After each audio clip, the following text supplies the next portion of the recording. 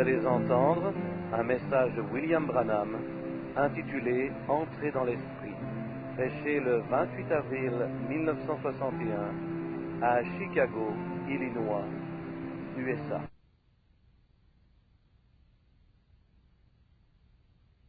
C'est étrange, mais c'est bien hier soir, je crois, que je parlais de frère David, et le voici sur l'estrade ce soir. Eh bien, c'est formidable. Frère David, nous sommes heureux de t'avoir ici à Chicago. Il est agréable de vous avoir derrière moi ici ce soir, les frères, et de savoir que vous me soutenez par la prière. Soyez en prière pour moi. Il est bon d'être ici de nouveau ce soir, dans cet auditorium rempli à souhait, et d'être dans l'attente de voir le Saint-Esprit venir œuvrer encore une fois parmi nous ce soir. Nous sommes ici depuis dimanche soir dernier, ou plutôt dimanche après-midi dernier, et nous avons sûrement aimé chacune des heures de ces réunions. Nous avons passé un moment si extraordinaire, si merveilleux, et le Saint-Esprit a fait des choses glorieuses parmi nous. Nous l'avons vu guérir les malades, faire des miracles et sauver les gens, puis les remplir du Saint-Esprit, et simplement des choses glorieuses. Que pourrions-nous lui demander de plus que cela, de plus que ce que nous l'avons vu faire? Je suis tellement content de savoir que nous vivons dans les derniers jours. En tant que ministre de l'Évangile, je crois que nous avons le privilège de nous adresser aux élus de Dieu dans les derniers jours. Quel privilège c'est pour nous, prédicateurs, que d'être ici sur la terre aujourd'hui et de nous adresser au dernier âge de l'Église, la dernière Église. Je crois vraiment cela de tout mon cœur, que nous nous adressons présentement au dernier âge de l'Église qui se terminera finalement dans l'Église de Laodicée. Ensuite, Jésus viendra, puis tout sera terminé. Je serai content quand cela arrivera. Je me sens comme Jean au jour d'autrefois. Cependant, viens, Seigneur Jésus. Il a dit, cependant, version King James, note du traducteur. J'en ai simplement assez vu, en quelque sorte. J'ai été ça et là, il m'a semblé qu'au lieu de s'améliorer, le monde devient de plus en plus méchant. Ainsi je pense, comme Jean l'a dit, cependant, viens, Seigneur Jésus. Puis tout sera terminé. Je vois qu'ils ont toujours ce petit livre ici, concernant la vision qu'on a publié. Chaque fois que j'y pense, j'ai le cœur qui brûle d'aller davantage dans les réunions, de faire quelque chose tout de suite, parce que bientôt nous n'aurons peut-être plus le temps de faire quoi que ce soit. Ainsi nous voulons le faire maintenant, pendant que cela nous est possible. Puisse le Seigneur ajouter ses bénédictions ce soir encore. Maintenant, demain matin, ici même, je crois, il y aura le déjeuner des hommes d'affaires. Je crois qu'on a déjà annoncé qu'il y aura un déjeuner d'hommes d'affaires demain, et je pense que le public y est invité. Pourvu que vous y veniez, eh bien nous serons très heureux. Si cela plaît au Seigneur, ce sera à moi de parler dans la matinée, du moins d'être l'un de ceux qui prendront la parole au déjeuner. Je veux donc croire que le Seigneur nous rencontrera tous. Certains de vous, hommes d'affaires de cette ville, si vous n'avez jamais assisté à l'un de ces déjeuners, cela vous fera sûrement du bien de venir entendre ce que Dieu a fait pour d'autres hommes d'affaires. Bon, vous êtes peut-être un homme prospère pour ce qui est de vos affaires. Toutefois, nous n'essayons pas de vous présenter quelque chose qui fera de vous un meilleur ou qui améliorera vos affaires. Nous tentons de vous présenter quelque chose qui vous rendra meilleur, vous. C'est Christ, voyez, Christ. Comme je l'ai dit l'autre soir, il y a très longtemps que l'Église a perdu son programme lorsqu'elle a essayé de se comparer au monde avec l'instruction, la rigolade et le divertissement et ainsi de suite. On ne pourra jamais se comparer à eux. Les enfants de la nuit sont plus rusés que les enfants du jour. Ils sont plus prudents. Jésus l'a dit. Nous ne réussirions jamais à leur donner le divertissement et... Après tout, l'Évangile n'est pas une lumière éblouissante, c'est une lumière rayonnante. C'est un rayonnement pâle et doux. Il y a bien une chose que nous avons et que le monde n'a pas et ne peut avoir, à moins qu'il ne devienne l'un de nous. Nous avons Jésus. Voilà, nous avons Jésus. Nous ne sommes pas aussi rusés qu'ils le sont, nous ne sommes pas aussi avancés dans la science, nous ne connaissons rien de cela, nous n'essayons pas de nous maintenir à leur niveau et d'avoir une meilleure instruction ou de meilleures écoles et ainsi de suite, et de dire que notre Église possède cette école-ci et ainsi de suite. C'est très bien dans cet ordre d'idées, mais nous avons Jésus. Voilà ce que nous tentons d'apporter au monde. C'est Jésus-Christ. Il est le Fils de Dieu et il est notre Sauveur. Et nous le connaissons dans la puissance de sa résurrection. Ça, c'est du vrai. Bon, certains d'entre nous, moi, pour ma part, je ne connais peut-être pas trop bien son livre, mais lui, je le connais vraiment bien. Il me suffit de le connaître lui, c'est tout. Connaître son livre ne vous donne pas la vie éternelle, mais la vie, c'est le connaître. La vie, c'est le connaître lui, le sujet du livre. Maintenant, demain soir encore, nous nous attendons d'avoir un autre service de guérison si le Seigneur le veut. Puis ces réunions prendront fin demain ou dimanche après-midi. Je partirai ensuite pour le nord de la Colombie-Britannique, Dobson Creek, Grande Prairie et Fort St. John, à travers cette partie du pays là-bas, pour le reste de l'été peut-être. Soyez donc en prière pour nous, et nous espérons vous voir dans la matinée au déjeuner pour le reste de la réunion. Vous les visiteurs, ne l'oubliez pas maintenant. La raison pour laquelle tous ces frères sont assis ici ce soir, c'est qu'ils sont des ministres de ce même évangile. Trouvez où leurs églises sont situées et remplissez-les pour eux dimanche matin en un grand rassemblement. Nous espérons seulement que ça laissera un vrai bon réveil agissant à travers la ville jusqu'à ce que Jésus vienne. Maintenant, le petit Joseph Bosé ici m'a toujours dit qu'il y a des années, nous étions assis à Lakeshore Drive, et dans son mauvais anglais, il m'a dit « Frère Branham, j'ai toujours eu un sentiment dans mon cœur de voir Chicago être secoué. Je veux voir Chicago être secoué. » Il y a des années, a-t-il dit, je suis venu ici de New York pour voir Chicago être secoué. Juste avant mes entrevues l'autre matin, j'ai déjeuné avec Joseph et je l'ai toujours tellement aimé. Ainsi donc j'ai dit, frère Joseph, ton grand désir a été réalisé.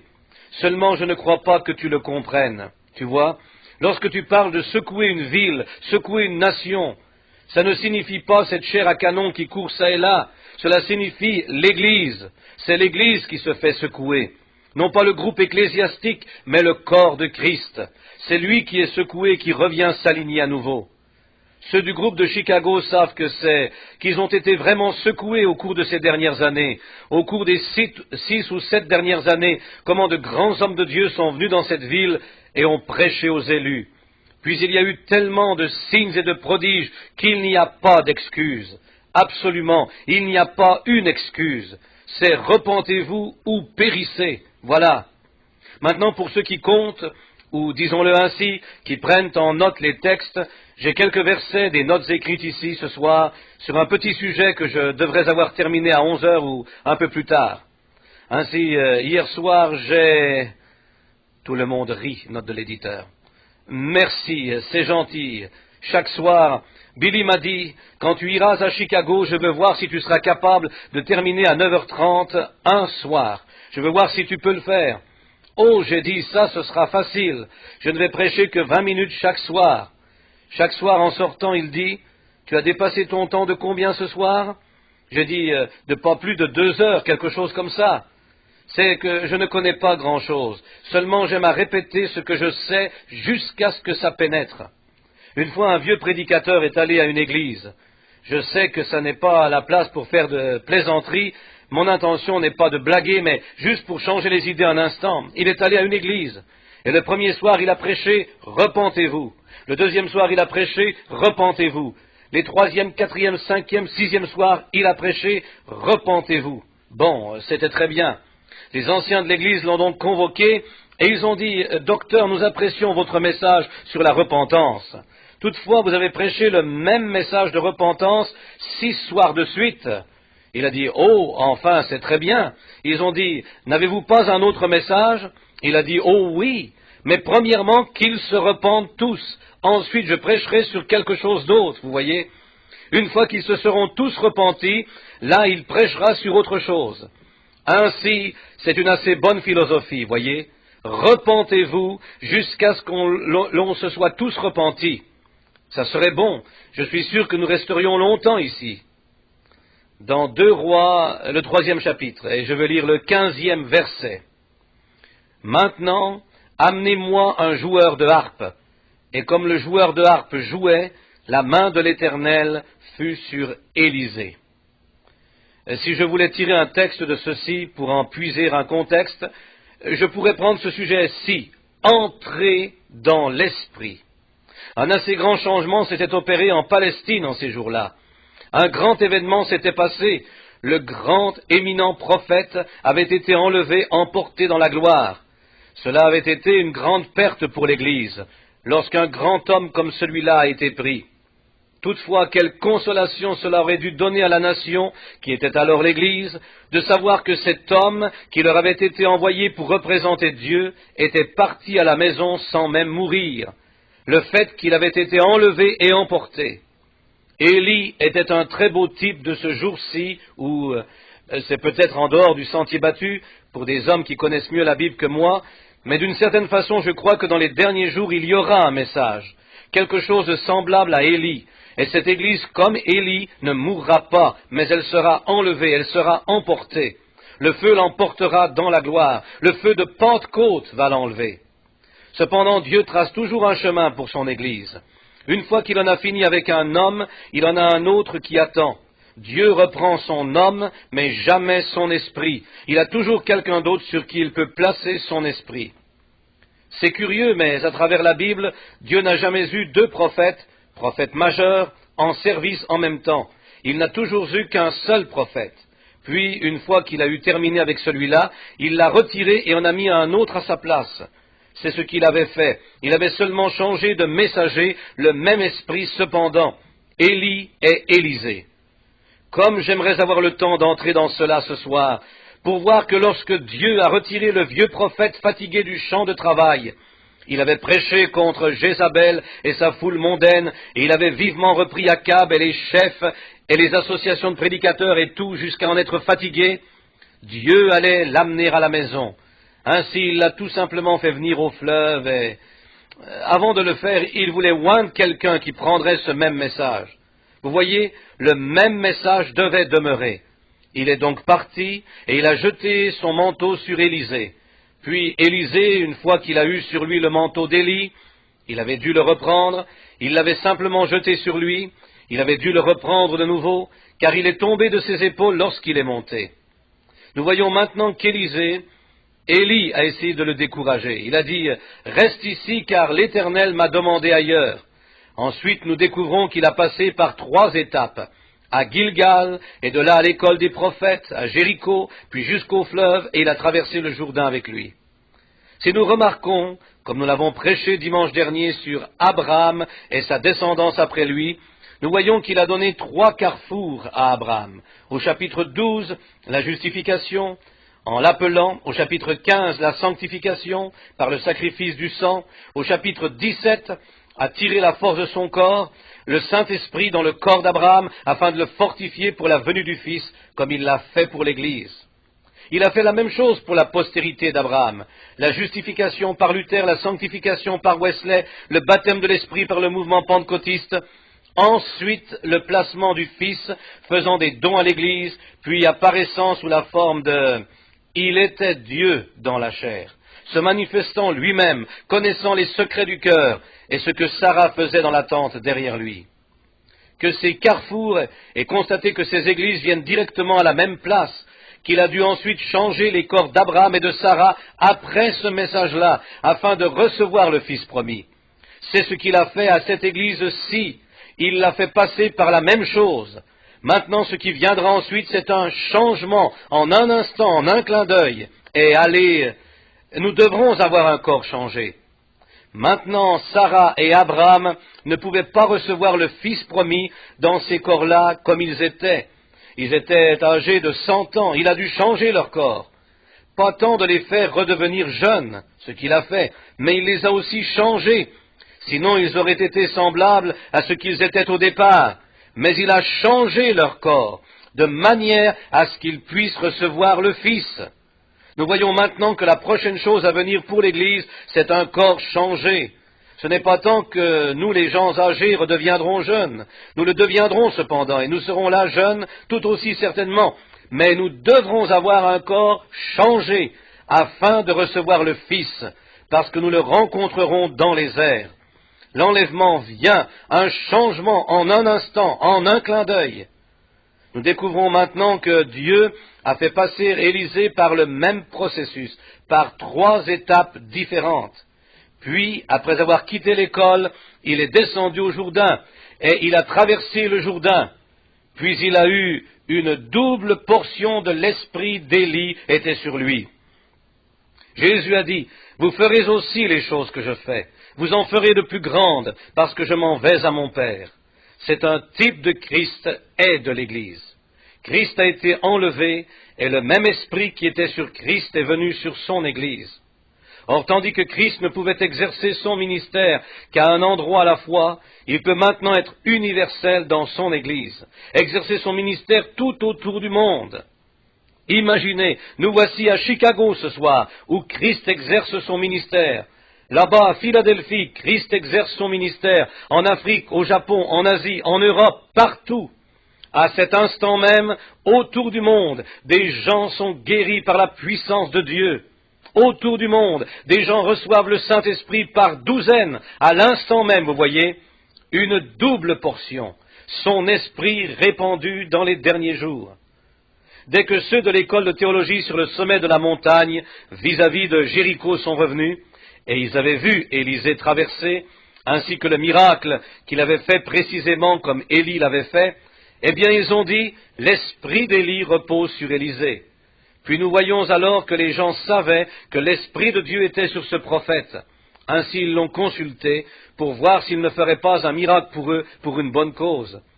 Ils ont dit, nous avons une cité magnifique ici, sise sur la colline, les vues sont belles, c'est un endroit charmant pour une école et ainsi de suite, comme Élie l'a bâti, mais l'eau y est amère.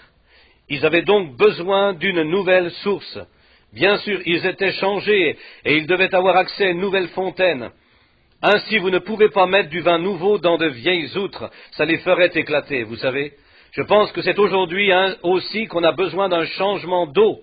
Nous avons besoin d'un plat de sel, un plat de sel neuf qui n'avait jamais servi.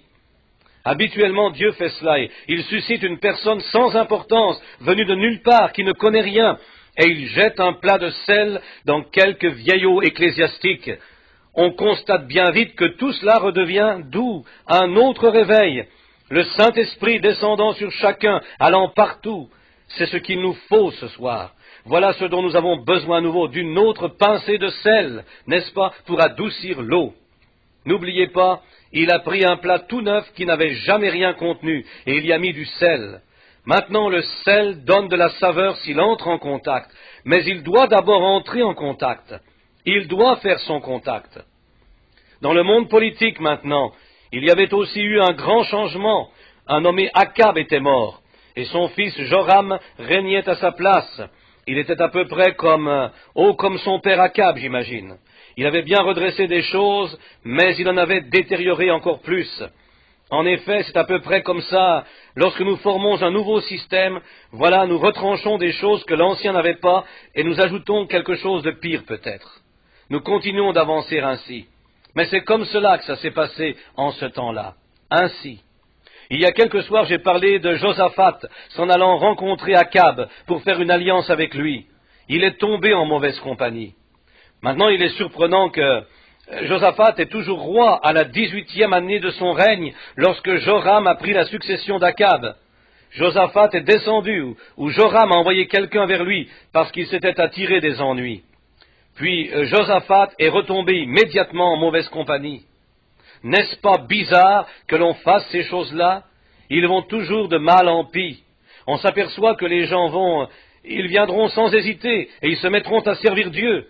Puis, avant longtemps, ils retourneront de nouveau tout droit dans le monde. La Bible dit, comme le chien est retourné à ce qu'il avait vomi et une truie à la mare bourbeuse. Comme un chien devrait le savoir, si ça l'a rendu malade, à en vomir la première fois, ça fera pareil la seconde fois. Si le péché du monde fait qu'un homme s'aperçoit qu'il est dans l'erreur une première fois et le fait se repentir, cela le fera la seconde fois. Ainsi, de toute façon, pourquoi ne pas s'abstenir de la chose? Si cela vous a rendu malade et que vous vous en êtes débarrassé, abstenez-vous-en. Évitez jusqu'à l'apparence du mal. Nous constatons cependant qu'il en va ainsi. Nous avons cela alors. Nous l'avons toujours eu. Ainsi, j'imagine que cela continuera d'être, c'est tout. Mais je peux m'imaginer que Josaphat a pensé, eh bien, je vais aller voir. Ce nouveau pasteur, Joram, sera peut-être différent. Il sera un tout petit peu différent de ce qu'était l'ancien pasteur. Toutefois, nous constatons, il était un nouveau pasteur, d'accord, mais il avait le même vieux système. c'est seulement qu'il y avait ajouté de nouvelles choses, et il y avait ajouté certains programmes nouveaux que l'ancien système n'avait peut-être pas. C'est ce que, je pense que cela nous l'avons fait souvent aujourd'hui, mes amis. En effet, nous pentecôtistes, c'est en grande partie ce que nous avons fait. Nous avons pris l'ancien système et nous avons essayé de lancer un nouveau réveil. Mais bien vite, nous faisons volte-face et nous en finissons avec le nouveau réveil. Nous faisons simplement entrer l'ancien système dans cela à nouveau. C'est ce qui met la chose en pièces. Il n'y a pas longtemps ici, lorsque le réveil a commencé dans les milieux pentecôtistes, ils ont parti quelque chose qu'on appelle la pluie du dernier jour. Eh bien, ils ont déménagé à différents endroits et ils ont dit « nous ne sommes pas organisés ». Finalement, on a découvert qu'ils étaient plus étroitement organisés que les autres ne l'étaient. Vous êtes revenus à l'ancien système, voyez-vous, avec le nouveau pasteur, et ça ne marchera tout simplement pas. Voilà. Puis toute l'affaire sombre dans la confusion. Ensuite, vous êtes tout déchirés. C'est donc ce qui s'est passé ici. Josaphat est allé voir ce nouveau pasteur Joram, et il a pensé qu'il allait peut-être jeter un coup d'œil sur son système et voir ce qu'il avait. Ce n'était toutefois qu'un moyen pour le mettre dans le pétrin à nouveau. Puis, avec tout le prestige et tout ce qu'il avait à lui offrir, nous constatons ils ont passé 7 jours sans consulter l'Éternel, sans savoir avec certitude si Dieu était au milieu d'eux. Bon, c'est ça le problème. On entreprend ces choses, mais on ne s'arrête jamais pour savoir si oui ou non c'est vraiment le Seigneur parmi nous, ou si c'est une espèce d'émotion ou un genre d'excitation ou un certain système insensé ou quelque chose. Nous devrions éclaircir la chose et voir si c'est de Dieu ou non. Je crois que c'est là que nous nous trompons. Cela fait 7 jours que l'Église est en voyage. Nous constatons que sur une période de 7 jours, tenant simplement pour acquis que Dieu était là, c'est ce que nous avons fait. Nous avons tenu cela pour certain, c'est tout. Oh, eh bien, nous allons adhérer à l'Église. Dieu y est, cela ne fait absolument aucun doute. Cherchez et voyez donc si Dieu y est ou non. Jésus a dit, voici les miracles qui accompagneront ceux qui auront cru. Des signes, des prodiges, des miracles. Lorsque l'on voit que nos églises se refroidissent et que ces choses-là n'arrivent pas, que l'on doit attendre la venue d'un certain évangéliste en ville ou quelque chose, et puis fabriquer une petite émotion au son de quelques tambourins, Dieu n'est pas dans ça. Non, je vous le dis, ce qu'il nous faut aujourd'hui, c'est un nouveau retour à la vieille Bible. Un retour à l'enseignement pentecôtiste d'autrefois, de la Bible, un retour au Saint-Esprit, un retour à la puissance de Dieu, un retour aux réunions de prière durant toute la nuit, où ils ont faim et soif de Dieu. C'est ce dont nous avons besoin ce soir dans nos églises, d'introduire cela dans nos systèmes. Ils ont découvert ensuite que cette marche de 7 jours les avait finalement conduits dans un désert. C'est ce que nous avons découvert aussi. Nous avons eu 7 âges d'église. Nous vivons présentement au 7e âge d'église. Lorsqu'un réveil a éclaté, qu'avons-nous fait? Nous avons arrangé un système et nous nous sommes formés un petit groupe de ce côté-ci qui, nous croyons ceci, et nous n'aurons rien à voir avec ce groupe. Puis ceux-là se montent un petit groupe, ils n'auront rien à voir avec l'autre groupe ici. Ils commencent simplement à faire un tas d'histoires, à se mettre dans tous leurs états et ainsi de suite. Maintenant, au cœur de tout cela, nous constatons qu'après avoir fait environ 7 jours, Dieu n'est pas parmi nous. C'est vrai. Bon, le prophète a dit qu'il y aurait un jour qui ne serait appelé ni jour ni nuit.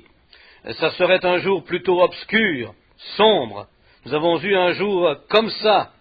Pendant les 2000 dernières années, nous avons eu un jour où nous avons tenu des réunions. Et nous avons accepté Jésus comme le Fils de Dieu, comme notre Sauveur, et nous avons vu Dieu faire des choses glorieuses parmi nous.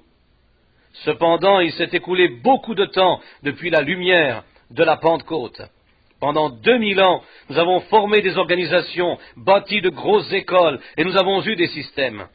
Au 7e âge de l'Église ici, nous découvrons que nous avons manqué quelque chose. Il y a quelque chose qui cloche.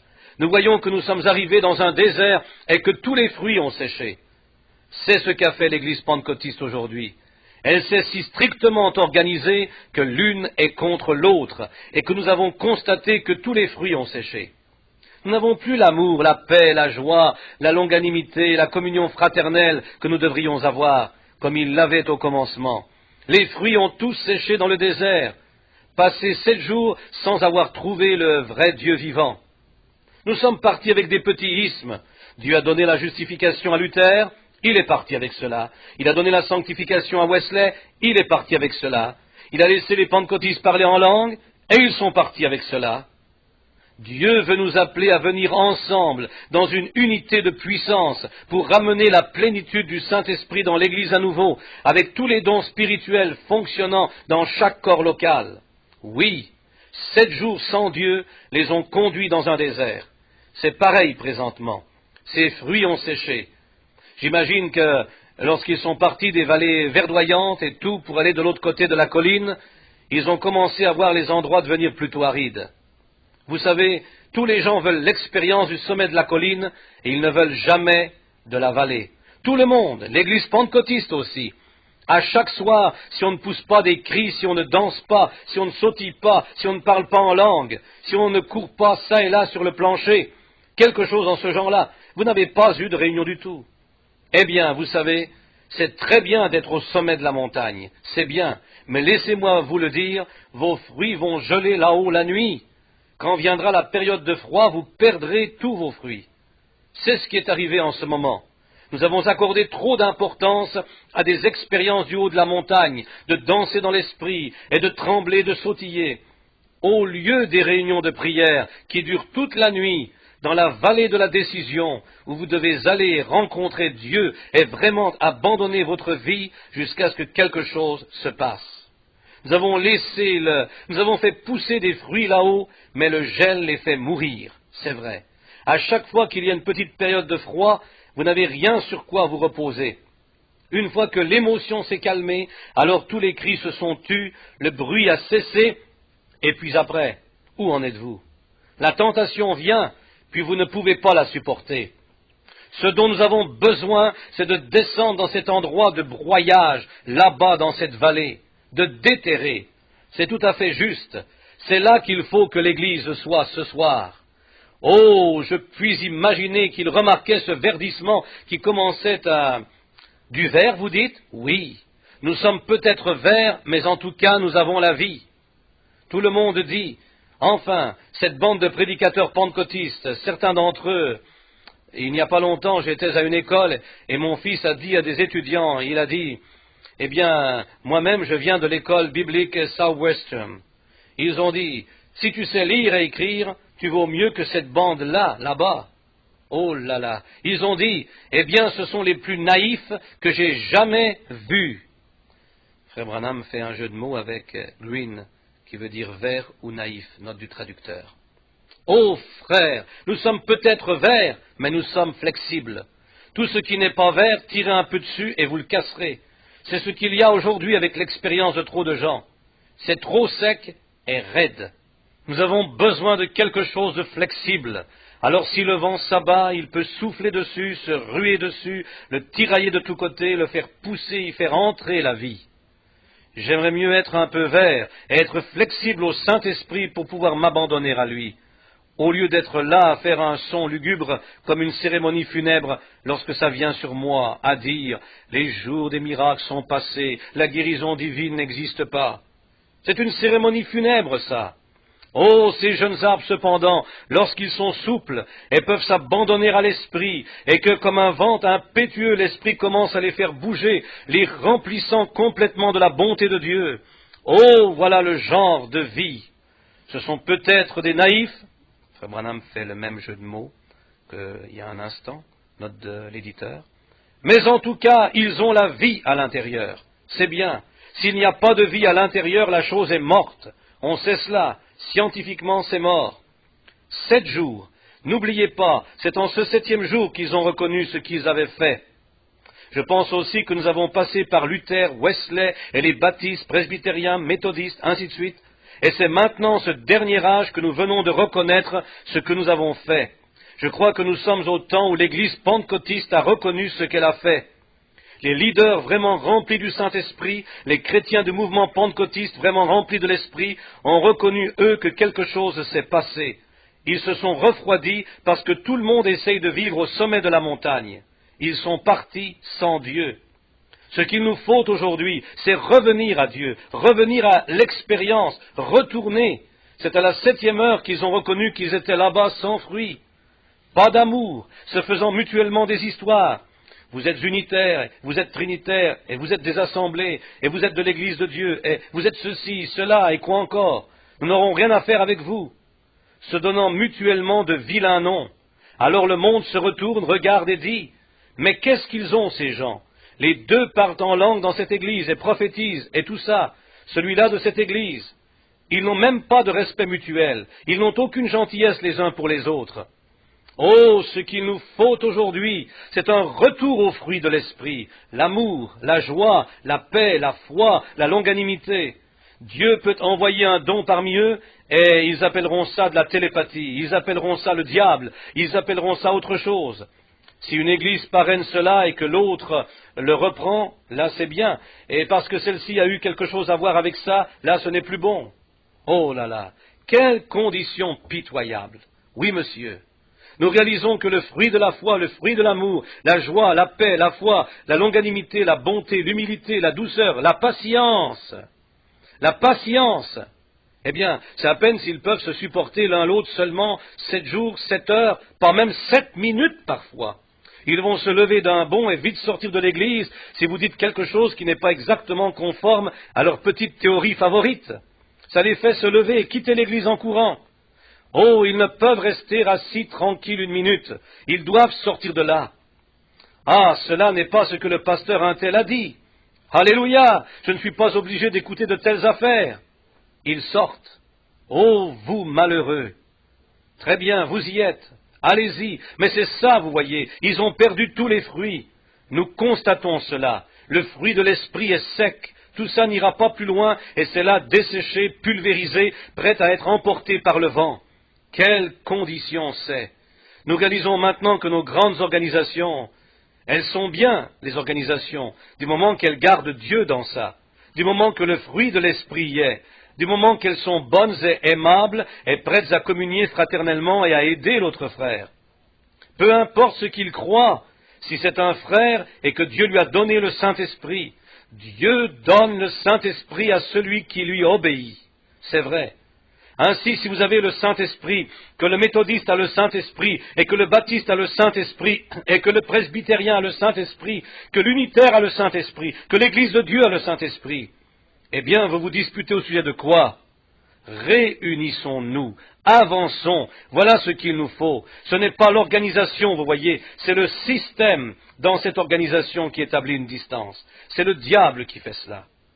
Nous voyons donc que tous nos efforts pour avoir de gros édifices et d'importants programmes de construction et ainsi de suite, je m'imagine ces hommes qui ont gravi cette montagne, ces rois et les autres qui sont montés dans leurs grands programmes de construction, programmes avancés qui prenaient de l'ampleur, ils n'ont pas tardé à s'apercevoir que les fruits devenaient de plus en plus petits. Puis au bout d'un moment, il n'y a plus eu de fruits du tout. Bon, je sais que nous avons fait cela. Et nous l'avons vu à notre époque, à mesure que nous avons pénétré dans cet âge pentecôtiste. Il y a environ 40 ans, lorsque nous étions là-bas au coin de la rue, n'ayant pas d'endroit où aller, et que quelque part, par un petit trou dans le mur, une poignée de gens riaient les traitant d'exaltés, eh bien, ils étaient certes plus spirituels qu'ils ne le sont maintenant. C'est vrai, l'Église était dans une meilleure condition, chacune de ces organisations était dans une meilleure condition qu'elles ne le sont là. J'entends spirituellement. Oh, en effet, nous valons des millions en propriété. Or, cela ne signifie rien pour Dieu. Je préférerais être complètement démuni de vêtements, comme Jean, n'être revêtu que d'une peau de brebis, et connaître Jésus-Christ, et savoir que mon cœur est pur et propre devant lui, que de posséder toutes les richesses du monde. Certainement, voyons. Ce qu'il y a cependant, c'est que l'Église est partie sans Dieu. Ils sont partis sans... Ils ont découvert que le fruit de l'esprit a disparu de l'Église. La longanimité, dites-vous? Certains d'entre vous ont assez de tempérament pour battre une scie circulaire et parler du Saint-Esprit ensuite, voyez? Voyons donc, le Saint-Esprit est l'amour, la joie, la longanimité. Supporter, oui, mais à peu près 2 minutes, c'est tout, et les voilà partis. Ainsi, la longanimité, les fruits sont tout desséchés. Nos grands programmes de construction ont pris de l'ampleur, c'est vrai. Nos grands programmes d'enseignement supérieur ont pris de l'ampleur. Nos pasteurs sont plus cultivés.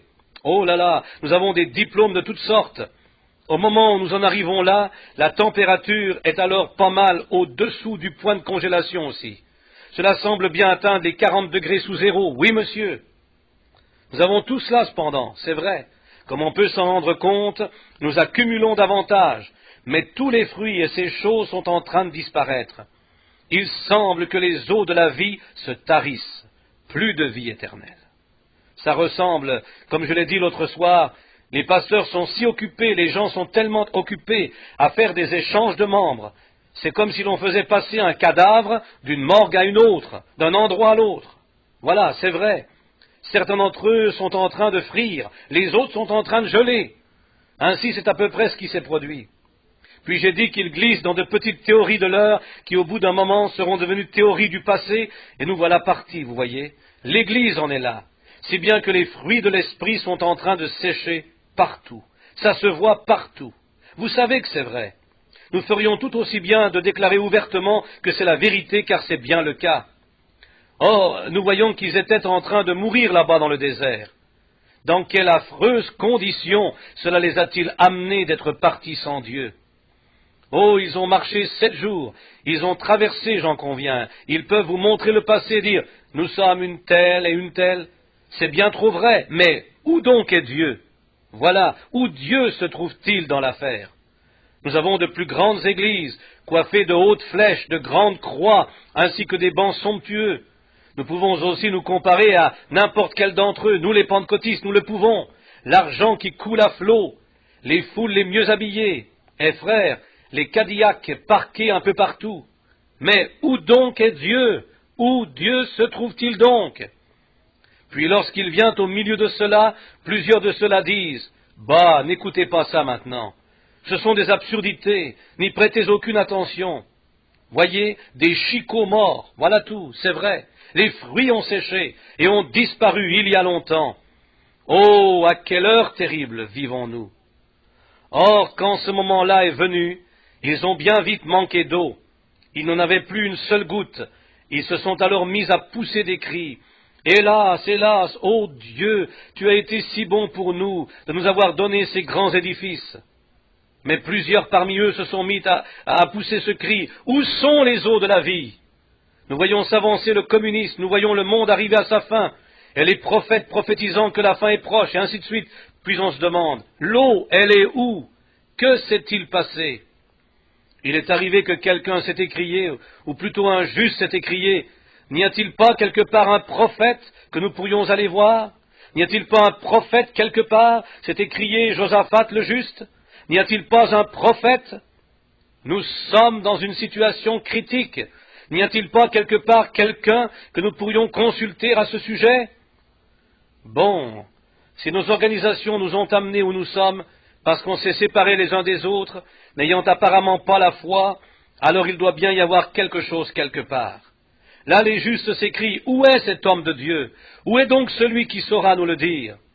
Il est ici ce soir, sous la personne du Saint-Esprit. C'est lui qui peut vous dire quoi faire. C'est lui qui peut vivement toucher vos cœurs. C'est lui qui peut dévoiler vos péchés. C'est lui qui peut vous enlever le doute et le « j'espère que », puis former en vous un « je sais que ». C'est lui qui peut le faire. Cette personne, le Dieu appelé le Saint-Esprit, c'est lui qui est présent. Nous voyons donc qu'ils se sont tous mis à pousser des cris. Puis voyant que les fruits avaient complètement disparu, qu'ils avaient séché, et qu'ils n'avaient pas d'eau, alors le juste, l'élu bien sûr, l'homme a dit, n'y a-t-il pas quelque part un prophète que l'on pourrait consulter? Ne pourrait-on pas mettre la main sur quelqu'un qui n'est pas dans cette confusion avec nous? Quelqu'un qui sache nous sortir de cette situation? Nous sommes tous venus ici, avons formé une alliance, puis nous nous sommes rassemblés ici, sur le sommet de la colline. Nous allons livrer un combat, et vous voyez que nous n'avons rien pour combattre. C'est ce qu'il y a avec l'Église aujourd'hui.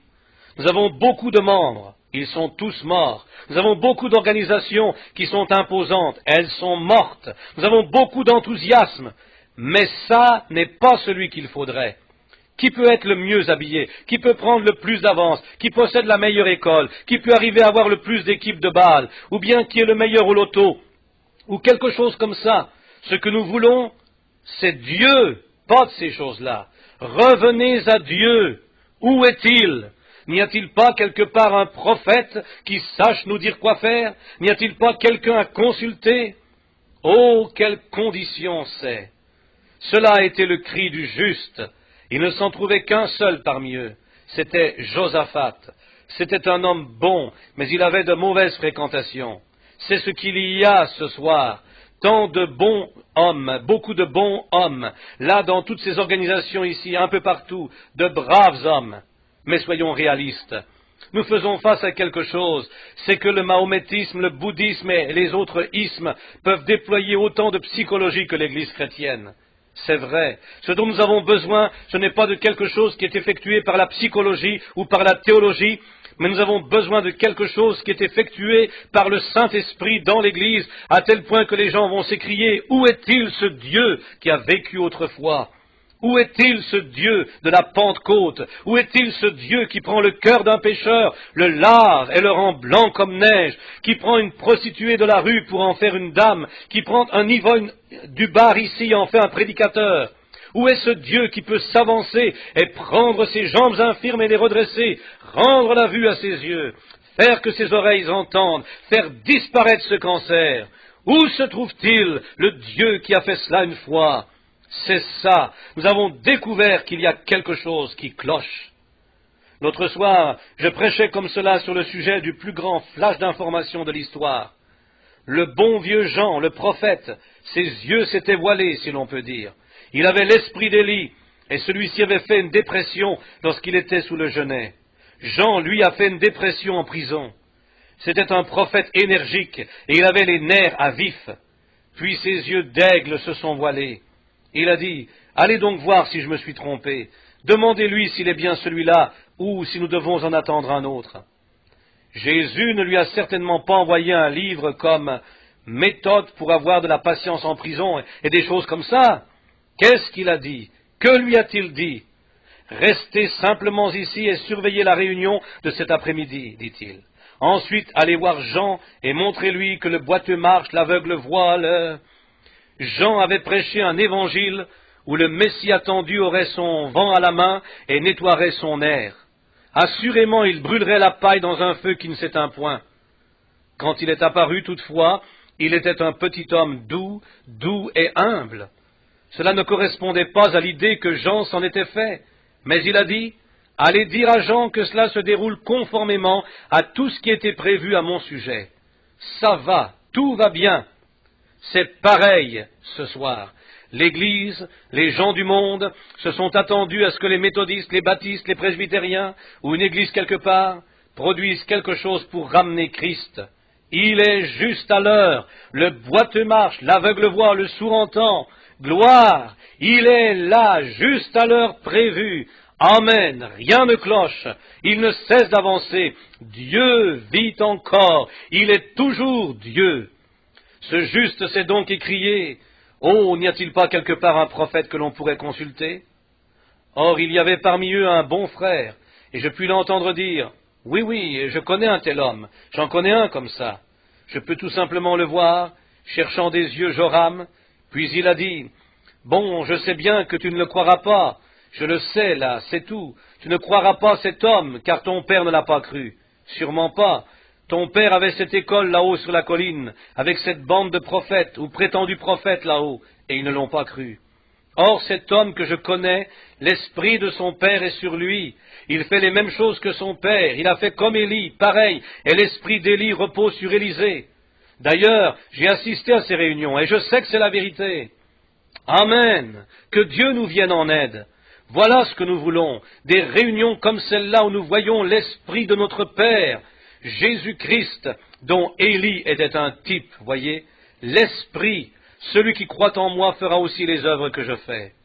Ô frère, c'est de lui qu'il est question. Ce bon frère a dit, je sais où est cet homme. J'ai vu l'esprit d'Élie sur lui. Il a versé l'eau sur ses mains. Il vivait avec lui. Je sais que l'esprit d'Élie repose sur Élisée, c'est sûr. Je le sais, Joram. Il a dit, tu ne croirais pas cela. Dans ton école de prophète là-bas, personne ne le croirait non plus. Ton séminaire théologique, car je vais te dire pourquoi. En voici la raison.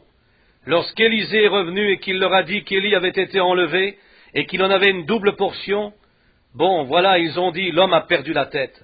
Prends un groupe de 50 hommes pour aller à sa recherche et allez voir où il n'est pas monté, ça non, il est toujours là-bas quelque part. Puis nous avons essayé nos systèmes ecclésiastiques. Oh, ne vous fâchez pas après moi, mais laissez-moi vous dire que par des programmes d'éducation, par la théologie, par les organisations, ces systèmes ecclésiastiques ont mis plus de 2000 ans à essayer de trouver le Seigneur Jésus qui a été élevé, et ils n'ont pas réussi à le trouver. Amen. Il ne vient pas par la théologie de l'homme, il ne vient pas par l'organisation, il vient par un cœur qui s'est abandonné à lui, par le baptême du Saint-Esprit. Amen. Nos systèmes d'hommes n'arrivent pas à le trouver. Oh, ils ont formé des groupes et ils sont partis à sa recherche. Ils ont dit, oh non, l'Esprit n'a pas enlevé cet homme, pas du tout. Soyez raisonnables là, les gars. Vous savez bien que nous sommes tous licenciés ès-lettres et tout. Ainsi nous savons mieux que cela. Un homme qui s'est assis là et a mangé du pain de maïs avec nous comme ça, voilà, nous savons que cet homme n'aurait pas pu être enlevé dans un char de feu. Bon, et il est dans tous ses états, cet homme. Il est allé de l'autre côté, là. Et il a ramené beaucoup de fanatisme avec lui. Aussi, nous savons mieux que cela. Ainsi, faites asseoir ce vieux bonhomme. Sa boule de billard a trop chauffé, vous savez. Ainsi, tenons-le un petit peu à l'écart. Allez tous là-bas voir ce qui se passe. Cherchez, envoyez un groupe. Il a dit, allez-y, mais vous ne le trouverez pas. Moquez-vous de moi, traitez-moi d'idiot si le cœur vous en dit. Cependant, Dieu a... Vous ne le trouverez jamais dans vos systèmes organisés. Non, monsieur. Il a été élevé de la terre et il revient sous la forme du baptême du Saint-Esprit. Vous n'amènerez jamais les gens dans cela par l'instruction. Il faut qu'ils y naissent. Il faut que ce soit le baptême du Saint-Esprit, rien de moins. Il ne s'agit pas d'être tout énervé mentalement, ni d'une certaine émotion, ni d'un système ecclésiastique, ni encore d'un signe, mais il faut que ce soit le Saint-Esprit vrai et authentique qui apporte le fruit d'amour, de joie, de paix, de longanimité, de bonté, de douceur, de patience, du Saint-Esprit. Voilà, c'est ça, oui. Joram ne le pouvait pas, c'est sûr. Il n'y aurait pas cru. Ces gens ne pouvaient pas le croire. Ceux de l'école ont dit, un instant là, bon, nous savons que ce type est tout enflammé, nous allons donc le laisser traîner un peu là, puis nous allons rassembler notre groupe et nous irons le chercher. Il est là-bas quelque part. C'est ce que nous avons essayé de faire depuis 2000 ans. Pentecôtistes, vous faites la même chose en essayant d'aller le chercher par l'organisation. Vous n'y arriverez jamais en vous séparant des autres frères. Vous devez revenir et nous devons faire un. Ça m'est égal que l'homme soit dans l'erreur. S'il a tort, tout en étant sincère dans son cœur, et que vous croyez ce qui est juste, mais avez tort dans votre manière d'agir, je préférerais être à sa place plutôt qu'à la vôtre. C'est vrai. Je préférerais me tromper dans ma doctrine et être juste dans mon cœur. Dieu respectera cela davantage. Ainsi, qu'est-ce que ça peut bien faire si un homme a tort? Venez-lui en aide, il a besoin d'aide, aimez-le. Si vous ne pouvez aimer vos ennemis comme vous aimez ceux qui vous aiment, vous n'êtes pas mieux que les publicains, c'est vrai. Voilà ce que l'Église n'a pas compris. J'espère bien que vous le saisissez ce soir. J'espère que vous comprenez de quoi je parle. C'est un retour à l'amour, l'amour rédempteur. Tout le reste est bien, mais il nous faut revenir à la communion fraternelle entre nous. Les gens ont dit que je combats les organisations. Ce n'est pas le cas. Ce que je combats, c'est ce système là-dedans qui rompt la fraternité. C'est ce que j'ai toujours fait. Et je ne cesserai jamais de le faire, c'est vrai, cette chose qui divise les frères. Unissons-nous, soyons frères.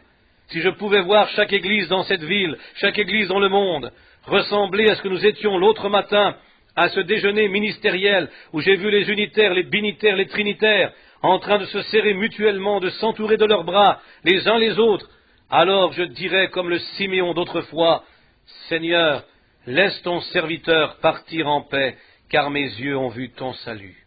C'est vrai.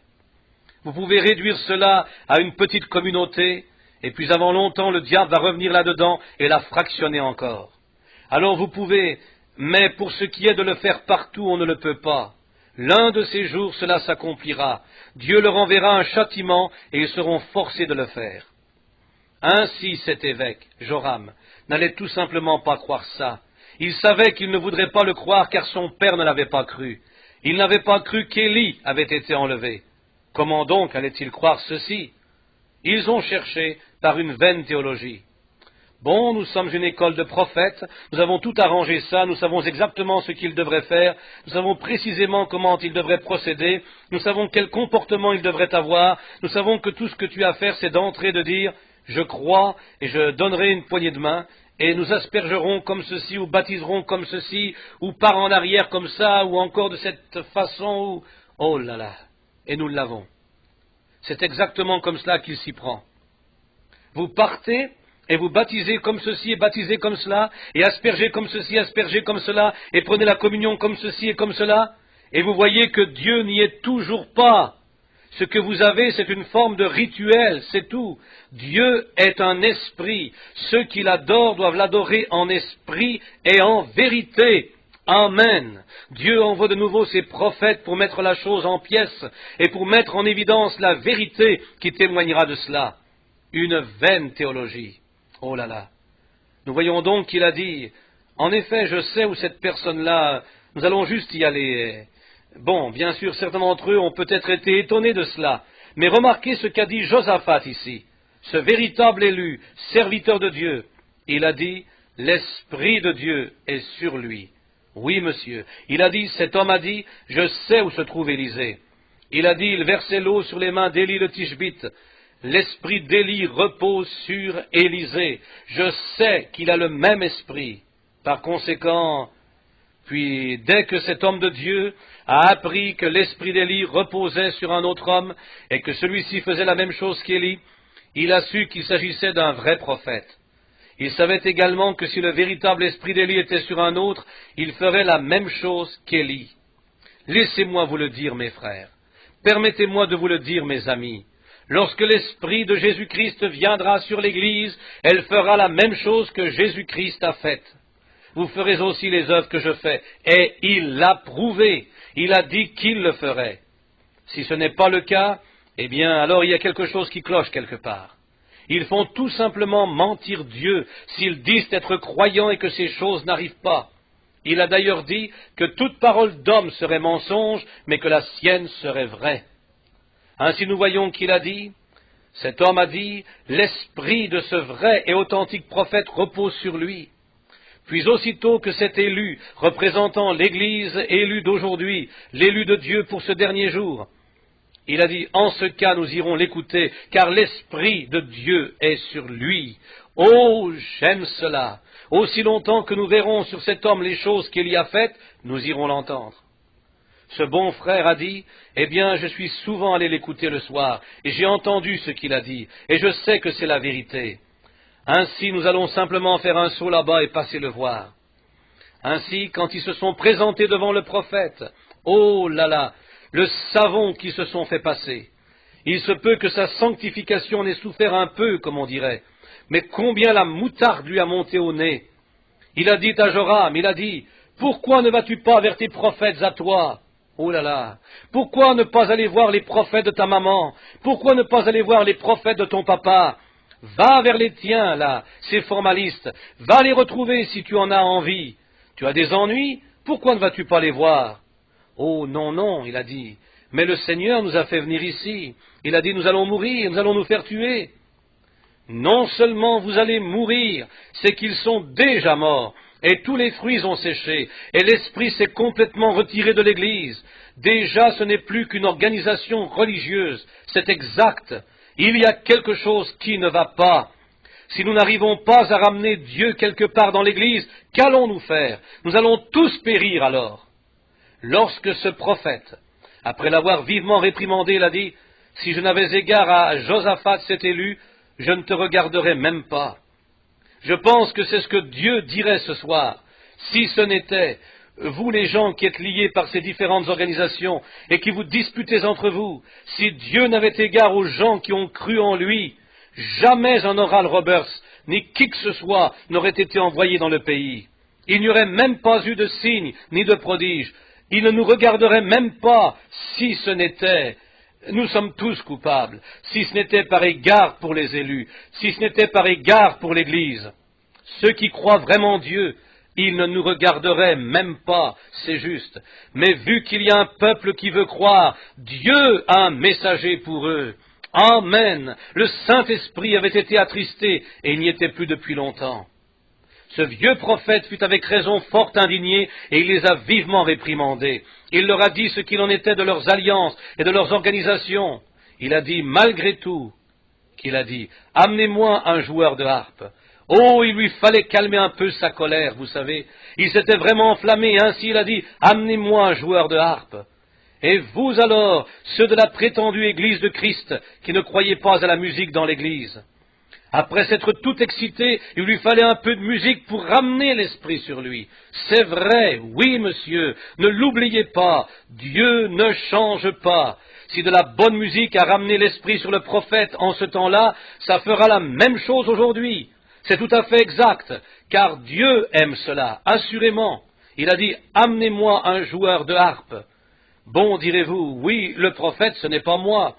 Mais vous pourriez peut-être vous joindre aux joueurs de harpe, vous savez, vous pourriez peut-être faire quelque chose en ce sens, c'est tout. Vous avez bien un témoignage ou quelque chose que vous pourriez faire. Je les vois qui amènent le joueur de harpe et il joue. Crois seulement, tout est possible. Et cela ramène l'esprit et il recommence. Crois seulement, tout est possible. Il a fallu qu'il joue un petit moment avant que l'esprit ne vienne sur le prophète. Puis, lorsque l'Esprit est venu sur le prophète, il a eu une vision. C'est ainsi que, voyez, il ne pouvait le faire. Cette bande de très haut placés de l'élite intellectuelle, ceux du côté intellectuel, du côté de l'éducation, les rois et les potentats, ne pouvaient pas percevoir la vision. C'est vrai, ils étaient aveugles.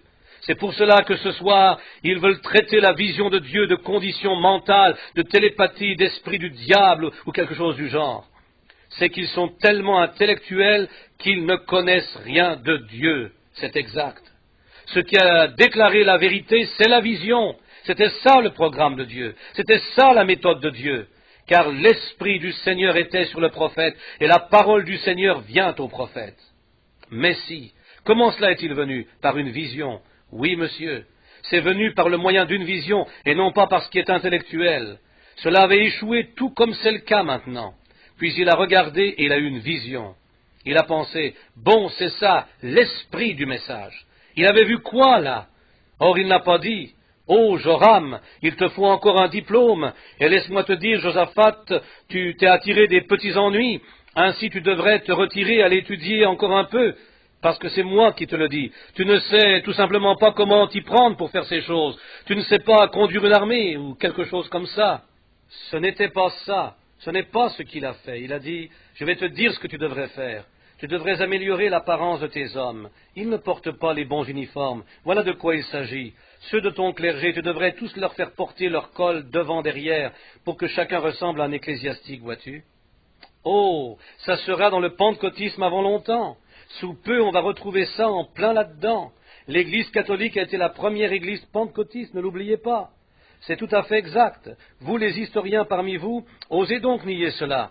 Accordez encore 150 ans à ceux de la Pentecôte, et du train où vont les choses présentement, elle sera plus éloignée que l'Église catholique. C'est vrai. Oh oui, l'Église catholique a commencé à la Pentecôte. Ils l'ont organisée et ils y ont fait entrer les grosses sociétés qui ont voulu faire ceci et cela, le nicolaïsme qui a conquis les laïcs et leur a enlevé la puissance là-bas. Ensuite, le Saint-Esprit ne peut plus aller ailleurs. Il faut que tout se passe ici. Ce qui compte, c'est ce que dit un seul individu. Le Saint-Esprit demeure dans tout le corps de Christ. C'est le Saint-Esprit qui dirige l'Église. Eh bien, ils se sont retrouvés avec les fruits tout séchés, et vous voyez où en est la chose maintenant. Bien, les pentecôtistes se sont engagés sur le même sentier, tout droit, dans la même direction. Ainsi, c'en est là. Nous voyons maintenant que lorsque l'Esprit est venu, la vision qu'il a donnée au prophète, c'était quoi? Qu'a-t-il déclaré? Il n'a pas dit, bon, prends tes hommes et va parfaire leur éducation encore une fois. Ainsi, quand ils arriveront là-haut, ils sauront un peu plus quoi faire. Enseigne-leur un peu plus de théologie. Ils devraient travailler cela un peu. Ils devraient porter des couteaux à la lame plus longue ou quelque chose comme ça. Ils devraient porter un autre uniforme. Non, ce n'est pas ce qu'il a dit. Il a dit, mettez-vous à creuser, venez ici dans ce désert. Votre peuple a traversé une fois ce désert, et ils ont voulu une théologie sur le mont Sinaï. Dieu la leur a donnée, après que la grâce leur eut donné un prophète et une colonne de feu et tout. Cependant, ce qu'ils voulaient, c'est quelque chose pour se disputer. Ainsi les a-t-il laissés là dans le désert, jusqu'à ce que les vieux combattants soient tous morts. Il a dit, ils étaient là une fois en train de périr, tout comme vous. Bon, il y a des canaux là-bas, dans le désert, là-bas, à l'endroit où se trouve toujours ce rocher, il y a tout plein de canaux. Mais, a-t-il dit, il vous faudra creuser et sortir beaucoup de choses. C'est ça la vision ce soir, frère. Ce n'est pas lancer une nouvelle organisation, c'est sortir ce qu'il y a dans cela. C'est vrai. Tout d'abord, l'organisation, ce vieux morceau de bois pourri, ôtez ça du canal. Les canaux de la bénédiction de Dieu sont tout bouchés ce soir. Les morceaux de bois de l'organisation sont là-dedans. Il y a encore un autre morceau de bois là, appelé le Saint-Esprit, ça n'existe pas. En creusant, si vous tombez sur ce morceau de bois, ôtez-le de là. Le baptême du Saint-Esprit, ça n'existe pas. C'est seulement pour les disciples. Creusez, sortez cela. Le Saint-Esprit est seulement pour les apôtres. Le jour de la Pentecôte, le docteur Simon-Pierre a dit, c'est pour vous et pour vos enfants et pour tous ceux qui sont au loin en aussi grand nombre que le Seigneur notre Dieu en appellera. Il n'y a pas longtemps, un grand et brave frère pentecôtiste m'a dit, on n'a plus besoin de la guérison divine. Je ne permettrai même pas que ça se pratique dans mon église. Il a dit, nous avons d'excellents médecins et de quoi remplacer cela de nos jours. Voyez-vous quelle espèce de vieux morceau de bois tombe là-dedans? Ça fait quoi, ça? Cela bloque l'écoulement de l'eau. C'est ce que la vision a montré à Élisée là-bas dans ce désert, juste là où les fruits avaient séché. Ne lancez pas une autre organisation, une autre pluie ou quelque chose dans ce genre-là. Nettoyez tout simplement les canaux à fond, que la première pluie puisse circuler. L'eau est là, Christ est le même hier, aujourd'hui et pour toujours. Ce rocher frappé était dans le désert, et Dieu merci, il est encore là ce soir. Jésus a de nouveau nettoyé cela à fond pour eux au calvaire. Cependant, ils reviennent et jettent encore une fois les morceaux de bois dans ça, bouchant tout. Vous savez ce qui arrive lorsqu'on jette un morceau de bois dans un canal, ce que ça fait? Bien, alors toutes sortes de saletés s'amassent contre ce morceau de bois et s'accumulent. Avant longtemps, toute l'eau sera refoulée, et à la manière des castors, ils font un barrage, et plus rien ne passera. C'est vrai. Aujourd'hui, on a trop de prédicateurs castors qui tentent de construire des barrages pour contenir toute l'eau, et ils disent « Ceci est à nous, il n'y a que nous ici, ça nous appartient ». Que se passe-t-il ensuite? Cela devient stagnant. C'est la même chose pour plusieurs de nos organisations où l'on tente de contenir l'eau pour son organisation seulement. Elle est devenue stagnante. Vous savez bien que dans l'eau stagnante, on retrouve ces vermisseaux qui se tortillent. Voilà ce qu'est là l'Église aujourd'hui. Un petit tortillement ici, un petit tortillement là-bas, toutes sortes de choses.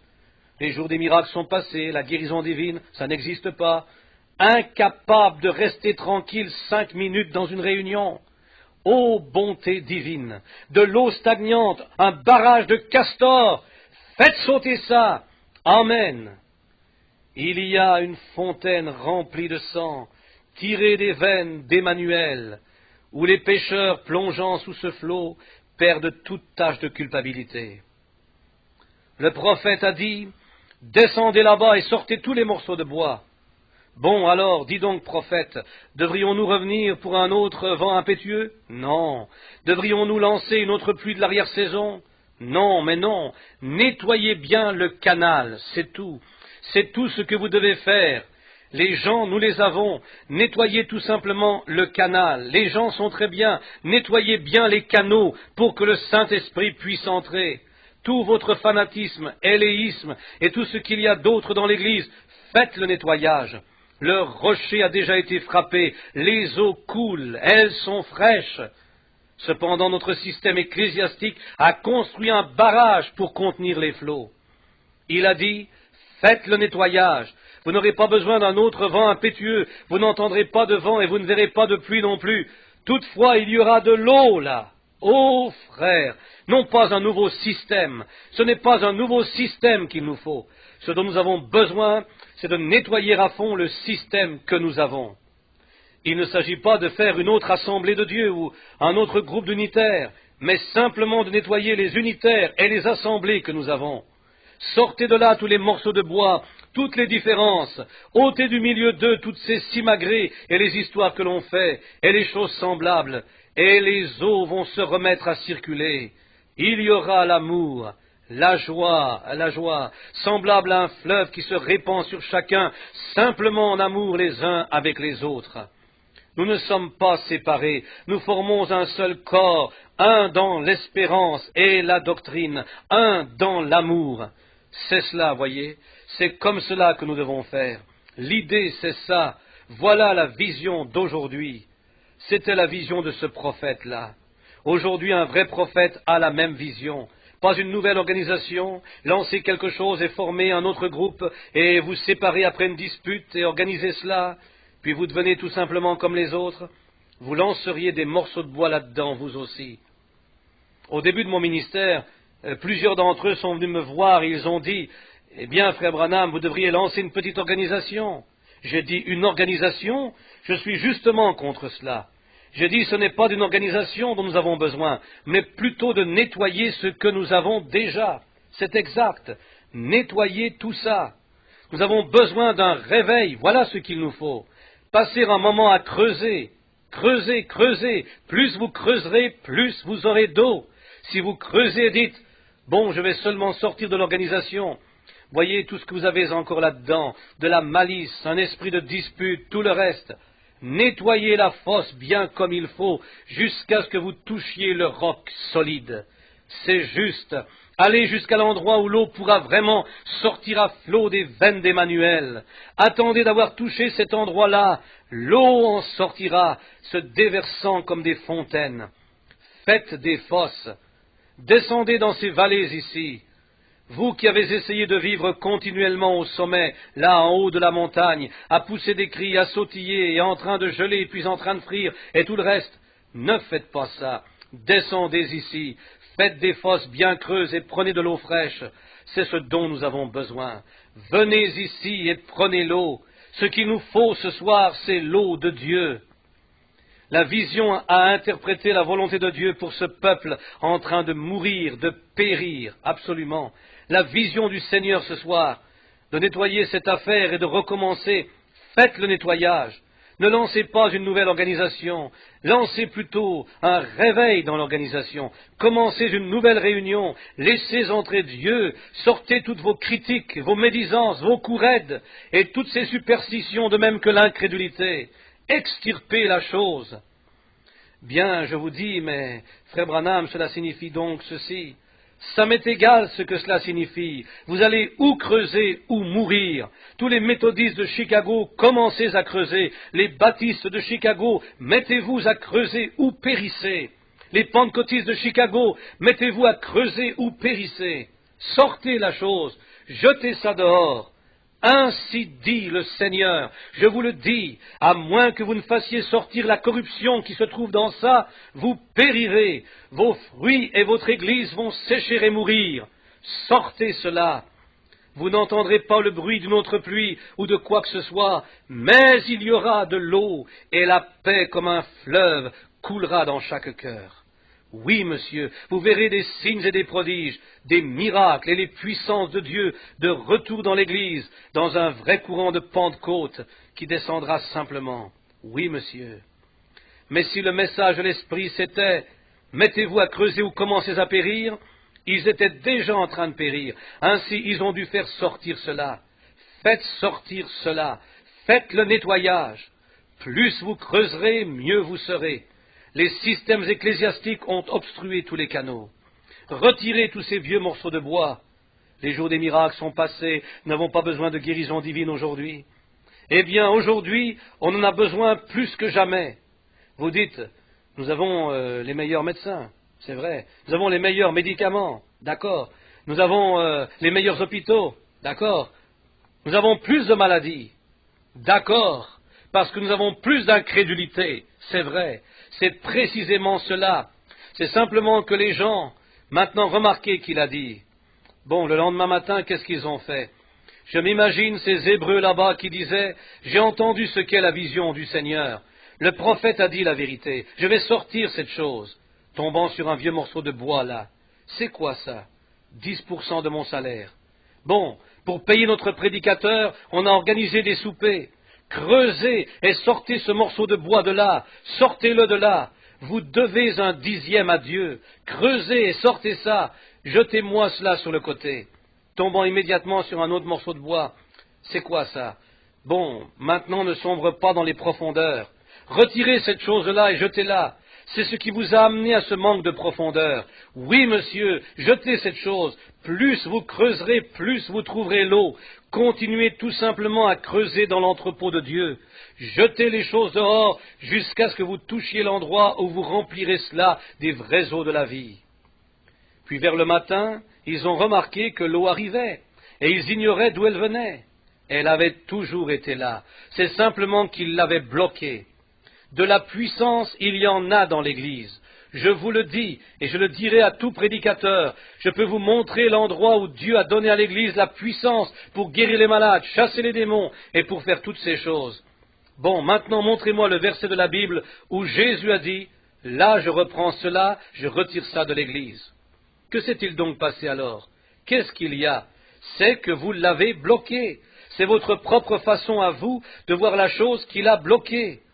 Je peux vous dire où Jésus a fait la promesse en ce dernier jour, et vous montrer que ces signes que vous avez vus s'accomplir, que l'Esprit de Dieu allait venir dans l'Église, et montrer des visions et ainsi de suite comme cela, comme il est en train de faire. Essayez donc de réfuter cela une fois, et voyez où vous en êtes. La raison de cela, c'est que vous êtes complètement bloqué, parce que vous avez trop de système ecclésiastique en vous. C'est tout bloqué. Faites sortir cela, et jetez ça, et laissez les eaux se mettre à couler. Vers le point du jour, ô frères, les eaux coulaient librement, venant de ce rocher frappé qui est toujours là-bas dans le désert. Il est le même hier, aujourd'hui et pour toujours. Tout ce que vous devez faire, c'est enlever tous les vieux morceaux de bois du chemin, ôter du chemin toute la vieille incrédulité, ramassez cette incrédulité, jetez-la. Dites, bon, écoutez, Jésus l'a promis, ça m'est égal ce que quelqu'un peut dire, je le crois. Voilà, prenez le morceau de bois et jetez-le. Dites, Dieu l'a promis. Je le vois juste ici, devant moi. Je m'en suis toujours moqué. Je pensais que c'était faux, mais maintenant, je vais le croire. Ainsi, je vais jeter ce vieux morceau de bois. Dès que vous aurez enlevé du chemin ce vieux morceau de bois, les douces eaux de la paix de Dieu se mettront à couler comme un fleuve. Elles couleront en vous. Dites, eh bien, je me suis toujours demandé si la guérison, c'est là que je trouve que les gens, la guérison, quand Dieu vient ici et démontre qu'il est ici même parmi vous, savez-vous ce qu'il y a? Vous vous avancez. Vous essayez d'appliquer la foi à l'aide d'une orchidée. C'était avec de la mauvaise herbe que la foi était appliquée, avec de l'hysope. L'hysope, c'est seulement une plante tout à fait ordinaire. Vous essayez de vous fabriquer une foi. Vous ne pouvez pas vous fabriquer une foi. La foi, c'est quelque chose de tout à fait ordinaire. C'est la même foi avec laquelle vous allez vous chercher un verre d'eau, la même foi avec laquelle vous conduisez votre auto. C'est tout aussi ordinaire. L'hysope, tiens, cela pousse, et on la retrouve par terre, sortant des fissures d'un édifice, n'importe où. Or, en appliquant le sang à l'aide de l'hysope, ils appliquaient la foi. C'est avec une foi semblable à la mauvaise herbe, tout à fait commune, que l'on applique le sang. Cependant, vous essayez de regarder partout alentour et vous dites, si seulement je pouvais trouver une orchidée pour appliquer ce que je crois en Jésus, si je pouvais arriver à m'emparer d'une orchidée. Vous n'avez pas besoin d'orchidée. Prenez l'herbe qui est juste à côté de vous. Prenez la foi avec laquelle vous allez à la maison. Prenez la foi qui vous a amené ici. Appliquez la même foi ce soir et observez ce qui se passera. Ô frères, il n'y aura jamais un doute dans votre esprit si le sang est vraiment appliqué avec une foi semblable. Ça m'est égal, vous dites Jésus-Christ est le même hier, aujourd'hui et pour toujours. Ici même, en ce moment, je retire de mon système tous les vieux morceaux de bois de la doctrine ecclésiastique et tout le reste. Et Seigneur Dieu, par une foi tout à fait commune, avec laquelle je crois que tu es mon sauveur, tu es mon guérisseur. Amen, amen. Croyez-le comme ça, et sentez simplement une paix comme un fleuve. les grands bouillonnements de cette fontaine qui ne tarit jamais. Lorsque vous aurez ôté tous les vieux morceaux de bois, cette fontaine coulera à flot. N'arrêtez pas de creuser, c'est tout. Si vous tombez sur quelque chose là-dedans qui vous fait... Et si vous avez fait quelque chose de mal, vous dites, je dois un peu d'argent à un tel. Bon, allez rembourser cela. Vous dites, eh bien, il m'est impossible de rembourser. En ce cas, allez lui dire ce qui en est, c'est juste. Ne tournez pas autour du pot à ce sujet. Allez le lui dire. Dites, je vais régler cela, frère. Accorde-moi juste un peu de temps. Je m'apprête à régler cela comme il le faut. Bon, tiens, je me suis moqué de ces gens appelés pentecôtistes. Levez-vous et dites, je regrette d'avoir fait ça.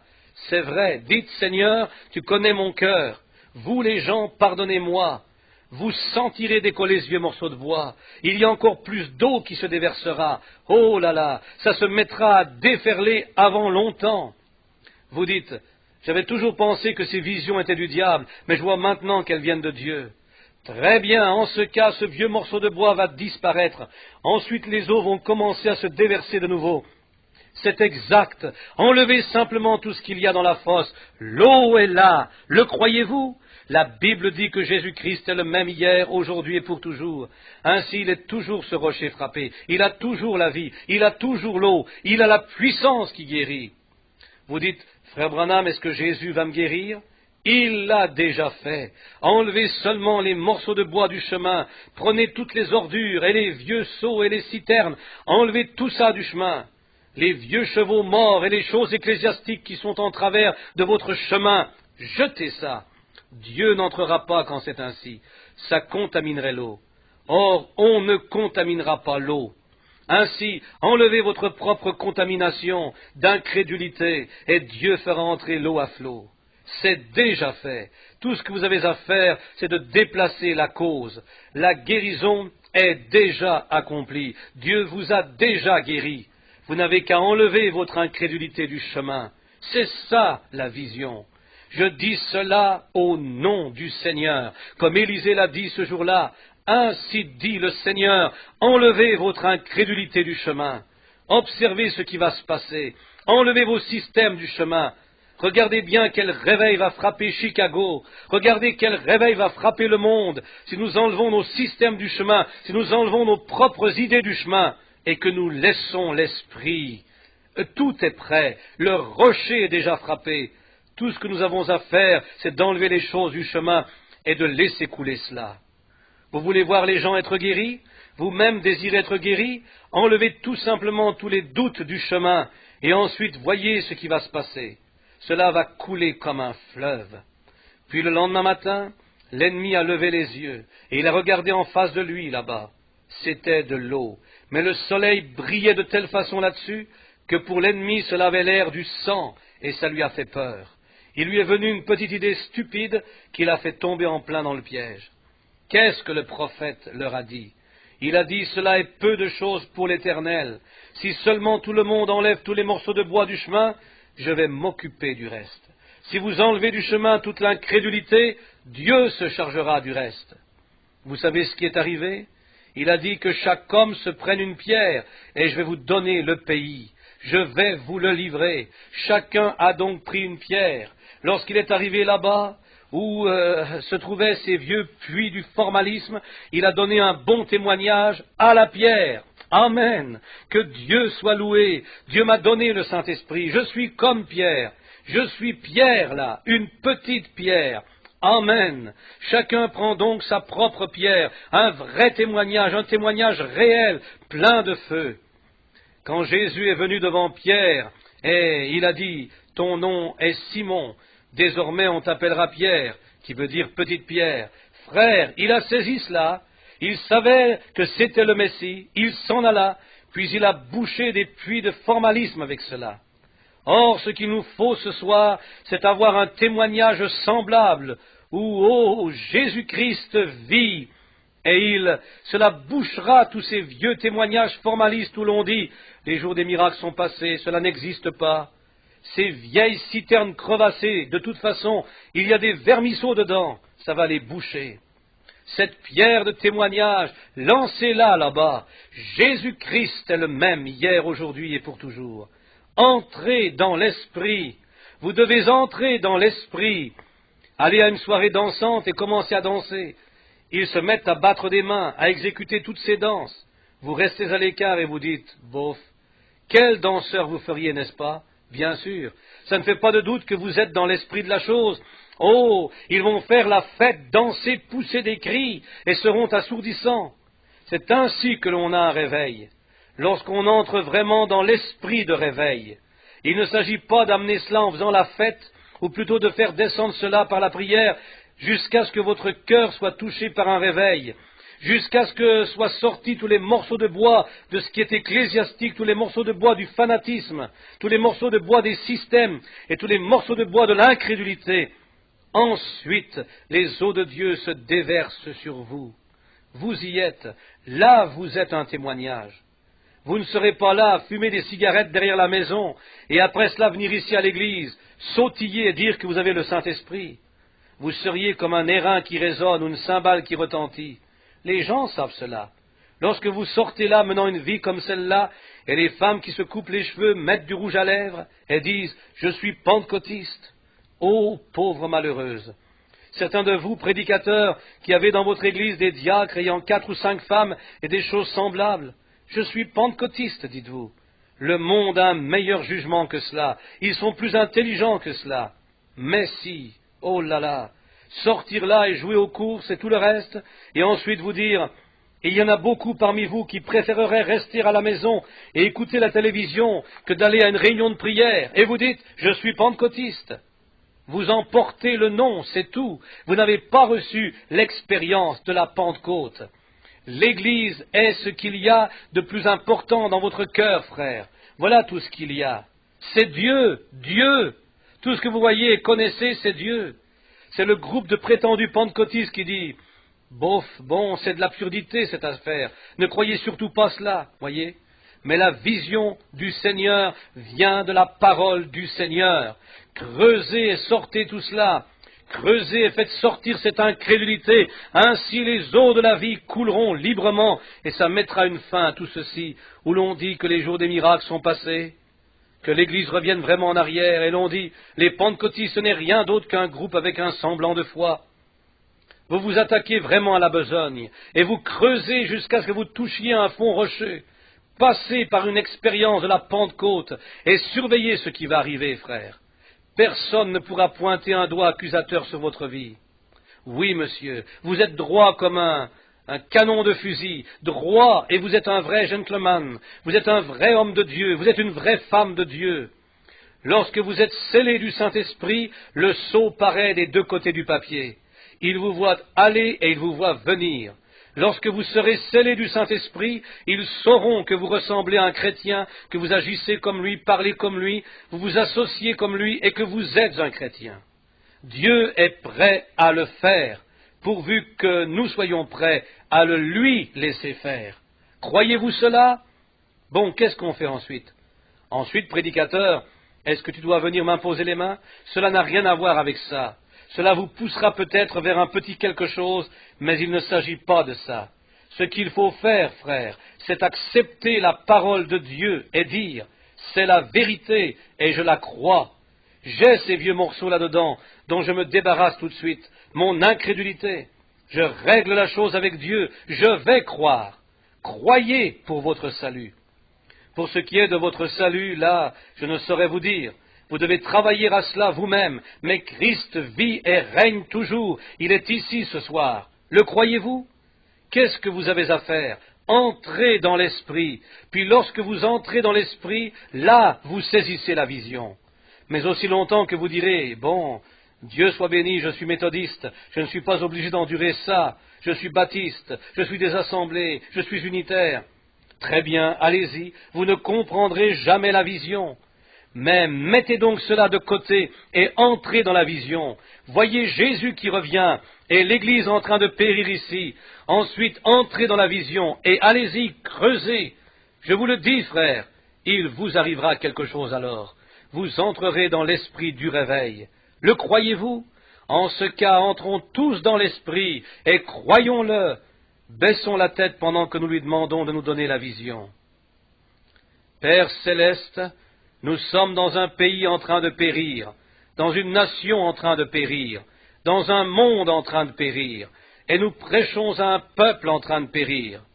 Je ne suis qu'un homme, et ces autres prédicateurs ne sont que des hommes. Toutefois, tu es un Dieu qui ne peut périr.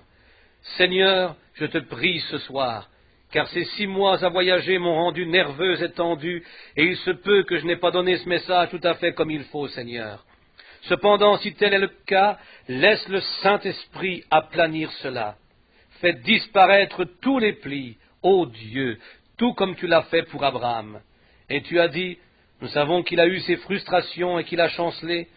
Toutefois, lorsque le commentaire divin de sa vie a été écrit, eh bien, cela dit qu'il ne douta point par incrédulité au sujet de la promesse de Dieu, mais il fut fortifié, rendant gloire à Dieu. Ainsi, Seigneur Dieu, là où j'ai chancelé un peu et fait des fautes d'orthographe, des fautes de prononciation, et ainsi de suite, que le Saint-Esprit aplanisse cela et place dans chaque cœur un authentique commentaire divin du message ce soir de ce que nous vivons. Il y a encore un serviteur de Dieu, il y a encore un peuple qui aime Dieu, et il y a un Dieu qui s'intéresse à eux. Il y a un Sauveur qui, il y a 2000 ans, a été frappé, a été blessé pour nos péchés, brisé pour notre iniquité. Le châtiment qui nous donne la paix est tombé sur lui, et c'est par ses meurtrissures que nous avons été guéris. Le même Sauveur qui a dit, vous ferez aussi les œuvres que je fais. Ô Dieu, que chaque morceau soit enlevé, et que chaque vieux seau rouillé, et ces choses soient enlevées du chemin ce soir, et puissent les eaux de la vie circuler librement. Mon Dieu, retourne-moi comme on le fait avec un vêtement, et lave-moi, rends-moi propre, Seigneur, remplis-moi de ton esprit en ce moment même, et remplis de foi les gens, afin que s'il y en avait un ici qui ne croit pas, qu'il puisse voir et croire, car nous le demandons au nom de Jésus. Alors que chacun entre dans l'Esprit et que nous soyons tous remplis de l'Esprit et tous guéris et sauvés ce soir, car nous le demandons au nom de Jésus. Amen. Il y a une fontaine remplie de sang, tirée des veines d'Emmanuel.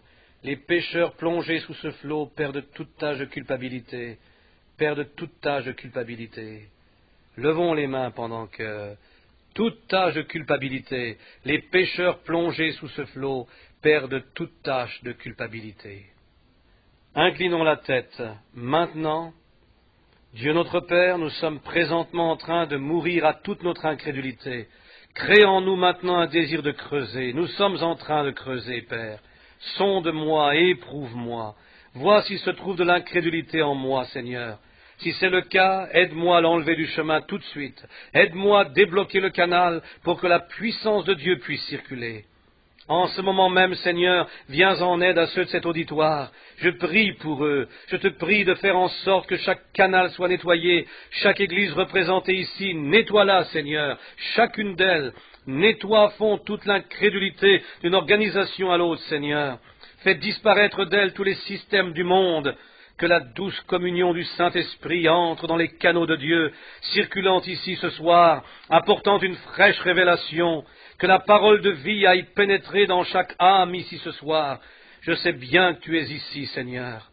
Il me considère comme ton voyant, comme celui qui croit en toi, comme quelqu'un servant d'exemple. Père divin, je te prie de me venir en aide, afin que le Saint-Esprit ait librement accès à mon âme et à mon cœur, à ma vie, mes yeux, mon être, non seulement pour moi, mais pour chaque personne ici. Que ceux qui ne croient pas puissent voir l'Esprit travailler à travers eux, à travers les croyants, et dire, si l'eau de ce rocher frappé peut couler à travers eux, elle peut couler à travers moi également. Accorde-le, Père, je le demande au nom de Jésus. Amen. Père, je te prie de bénir mes frères qui sont ici derrière moi, ces hommes précieux. Il y en a parmi eux qui prêchaient l'Évangile alors que j'étais un jeune homme pécheur. Dieu, accorde-le ce soir. Certains des hommes assis ici sont dans le champ de travail depuis longtemps déjà. Ce sont des guerriers, ils portent des cicatrices. Souvent il arrive que les systèmes conduisent les hommes à... Mais tout au fond de leur cœur, Seigneur, ils veulent voir ce que Dieu fait. Ensuite, nous voyons que le diable fera une chose ou l'autre, puis il fera un gâchis ou un bourbier, et cela les fera comme se retirer un petit peu. Père, que chaque cœur soit ouvert à la vraie fontaine ce soir. Maintenant, ô Dieu, je peux parler. Je ne suis qu'un homme. Je puis faire n'importe quelle déclaration. Je pourrais faire que cela sonne juste. Cependant, ça ne serait toujours pas toi. Seulement un mot venant de toi le prouvera, Seigneur. Tu as dit, s'il y a parmi vous un prophète ou quelqu'un de spirituel, c'est dans des visions que moi, l'Éternel, je me révélerai à lui. C'est dans des songes que je lui parlerai. Si ce qu'il dit arrive, alors écoutez-le. Toutefois, si cela n'arrive pas, n'ayez pas peur de cet homme, parce que je ne suis pas avec lui. Mais si cela arrive, alors écoutez-le. Maintenant, Père divin, ce soir et à chaque soir, par les Écritures, j'ai démontré que tu es Christ, tu es le Fils de Dieu, et tu as été frappé pour enlever nos péchés et l'incrédulité, afin que ta propre vie puisse couler en nous. Je déclare aux gens que tu es assis à la droite de Dieu ce soir, dans les lieux célestes, là-bas, sur le trône, un souverain sacrificateur qui peut compatir à nos faiblesses. Seigneur, puisque l'incrédulité est en train de sortir, fais en sorte que beaucoup de pertes de sang s'arrêtent ce soir, car nous le demandons dans le nom de Christ. Amen. Je crois que nous n'avons pas eu une carte de prière depuis dimanche après-midi dernier. Autant que je me souvienne, nous n'avons pas appelé les gens à venir dans une ligne de prière. Mais à chaque soir, le Saint-Esprit est allé directement parmi les gens. Combien savent que c'est vrai? 10, 15, ainsi de suite, par soir, de partout, là, des gens qui n'avaient pas de carte de prière. Je me sens comme coupable de ne pas avoir pris de ces cartes. Je sais bien que je suis un peu en retard, mais hier soir, encore une fois, j'étais en retard. J'ai dit, demain soir, nous allons essayer de distribuer des cartes de prière. Puis ce soir, j'avais envoyé Billy, je lui avais dit de distribuer des cartes de prière. Il m'a dit avoir distribué les B de 1 à 50, de 1 à 100. B1 à 100, très bien. On avait commencé à peu près là. Où avions-nous commencé l'autre fois? Nous avions commencé avec le 1, n'est-ce pas l'autre fois? Oh, c'est vrai, il y a 2 soirs où nous l'avons fait, et je suis désolé. La fois suivante, nous avions commencé à B, nous avions commencé avec le 1 jusqu'à 25, ensuite nous avions commencé avec le 85 jusqu'à 100. Bon, ce soir, commençons donc au milieu. Disons que nous débuterons avec le 25 jusqu'à 50. Qu'en dites-vous? Qui a le B25? Levez la main. Là, une femme. Venez juste ici, madame. 25, 26, très bien. Venez jusqu'ici, madame. Ils sont un peu partout dans l'édifice. Bon, lorsque le frère vient donner ses cartes de prière, il s'avance et les mélange devant vous. Ainsi, il vous remet tout simplement une carte, peu importe où. Puis nous les appelons à partir d'un tel numéro, voyez-vous. Personne ne sait à quel numéro cela va commencer. L'appel se fait tout simplement à partir d'un numéro puis d'un autre. Bon, le 25, n'est-ce pas? 25, 26, 25, 26. Qui est le 26? Très bien, juste ici, le 26. Le 27, qui est la carte de prière numéro 27? B comme dans Boston. Le 27, très bien. Le 28, qui a le 28? Je ne vois pas la main. S'il vous plaît, le 29, 30, 31, qui a le 31? Je voudrais que vous attendiez simplement que j'appelle votre numéro, parce que si une personne est sourde ou quelque chose, vous dites, on m'a écrit un mot sur une carte. Frère Branham, on a appelé mon numéro, mais j'étais sourd, personne ne me l'a dit. Et vous avez pensé, ils ont dit que vous aviez pensé que j'étais sorti. Et j'étais infirme, je ne pouvais même pas lever la main. Et personne ne m'a fait avancer, ou n'a même pas prié pour moi. Voyez, on a bel et bien prié pour vous, cher enfant. À tous les soirs, on prie pour vous. En ce moment même, Jésus est en train d'intercéder pour vous à la droite de la majesté. Tout ce qu'il veut, c'est que vous le croyiez. Très bien. Où est-ce que j'étais rendu? Le 26, 21, 2. J'étais rendu où, frère? Le 31, 32, 32, c'est ça? 33, 34, 34, je ne le vois pas. 34. La carte de prière numéro 34. Si vous avez cette carte, regardez autour de vous quelqu'un. Il peut y avoir quelqu'un de sourd, de muet ou qui ne peut se lever. 34. Je ne veux pas la manquer. Ils sont peut-être sortis. 34, 35. Le B35. Très bien. 34. Alors, est-ce que le 34 y est? 34, B34, le 35 y était, 36. N'ayez pas peur. Si vous avez péché, que vous l'avez confessé, quand vous viendrez ici, cela sera couvert par le sang. Si vous avez du péché non confessé, vous savez ce qui va se passer quand vous arriverez ici, n'est-ce pas? Bien, en ce cas, ne prenez pas la carte. Soyez d'abord préparés par la prière, ensuite prenez la carte. Très bien, commençons donc la ligne de prière. Très bien, je ne sais pas combien j'en ai là. 1, 2, 3, 4, 5, 6, 7, 8. 3 servent de témoignage, cela suffira. Ça va. Et vous là-bas qui n'avez pas de carte de prière, que l'on vous voit lever la main, vous êtes malade et vous voulez que Dieu vous guérisse n'importe où dans l'édifice, peu m'importe où vous êtes. Que dites-vous? 36, 37, 38, 39, 40. En voici 2 de parmi ceux-là, de 40 à 50. 3, encore un autre. Je m'y prends peut-être mal. Je devrais peut-être tout simplement prêcher, puis faire un appel à l'autel. Très bien. Ok.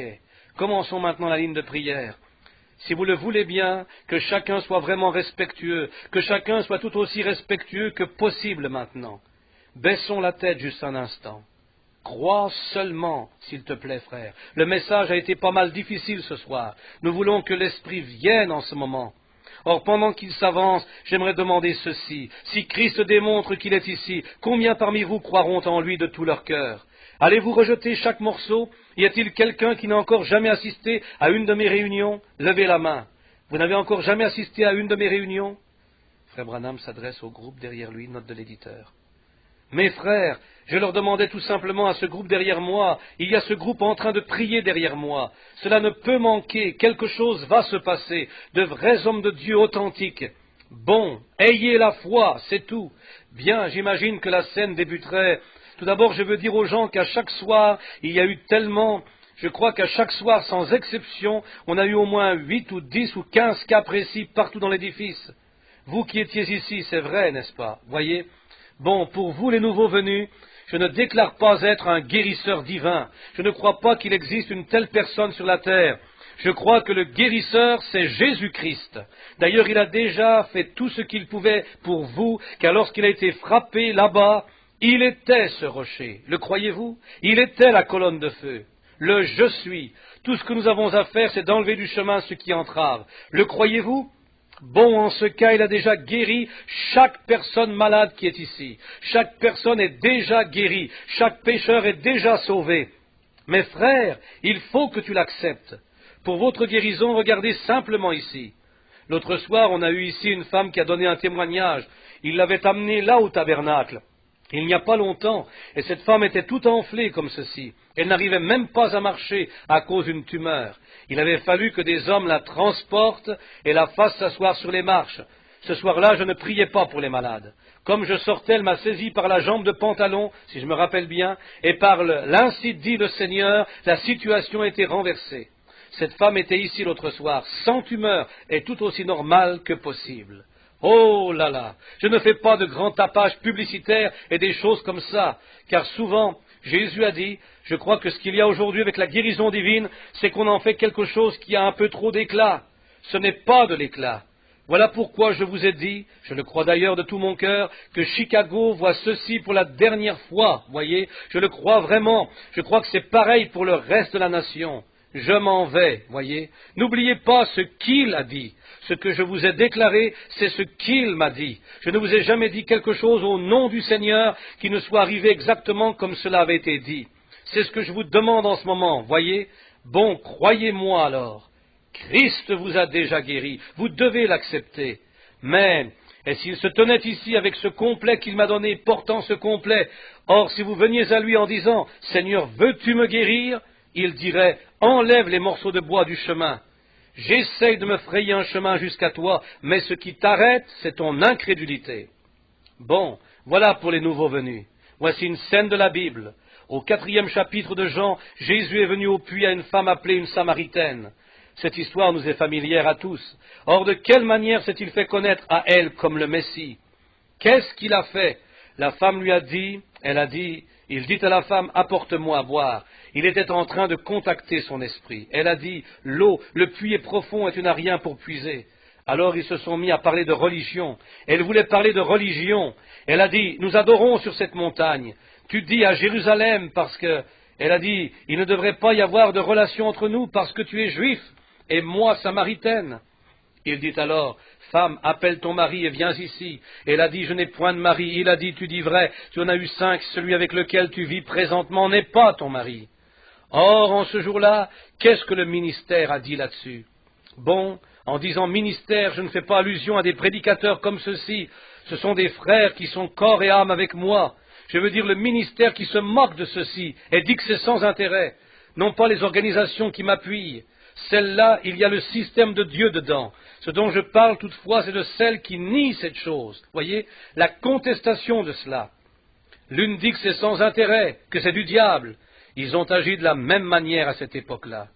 Cependant, cette petite prostituée, elle a dit, « Seigneur, je vois que tu es prophète.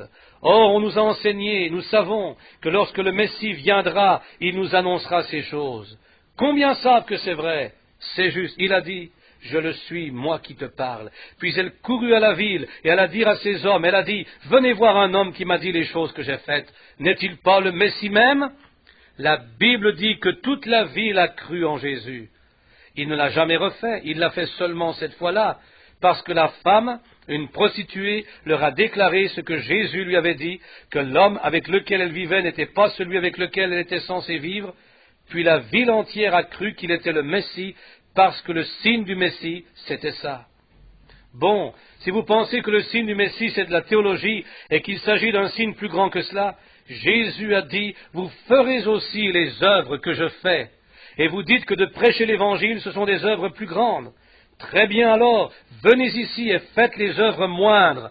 Voici l'estrade, allez-y, venez-y et parcourez cette ligne de prière. Laissez le Saint-Esprit se déplacer dans l'auditoire ici au-dessus de vous. Que je vous vois faire ces œuvres-là d'abord, et ensuite aller prêcher l'Évangile. À ce moment-là, vous faites vraiment des œuvres plus grandes. Jésus ne pouvait pas prêcher le baptême du Saint-Esprit parce qu'il n'était pas encore venu. Ça, c'est une œuvre plus grande. Sûrement que ça l'est. Il faut que l'Église prêche le baptême du Saint-Esprit.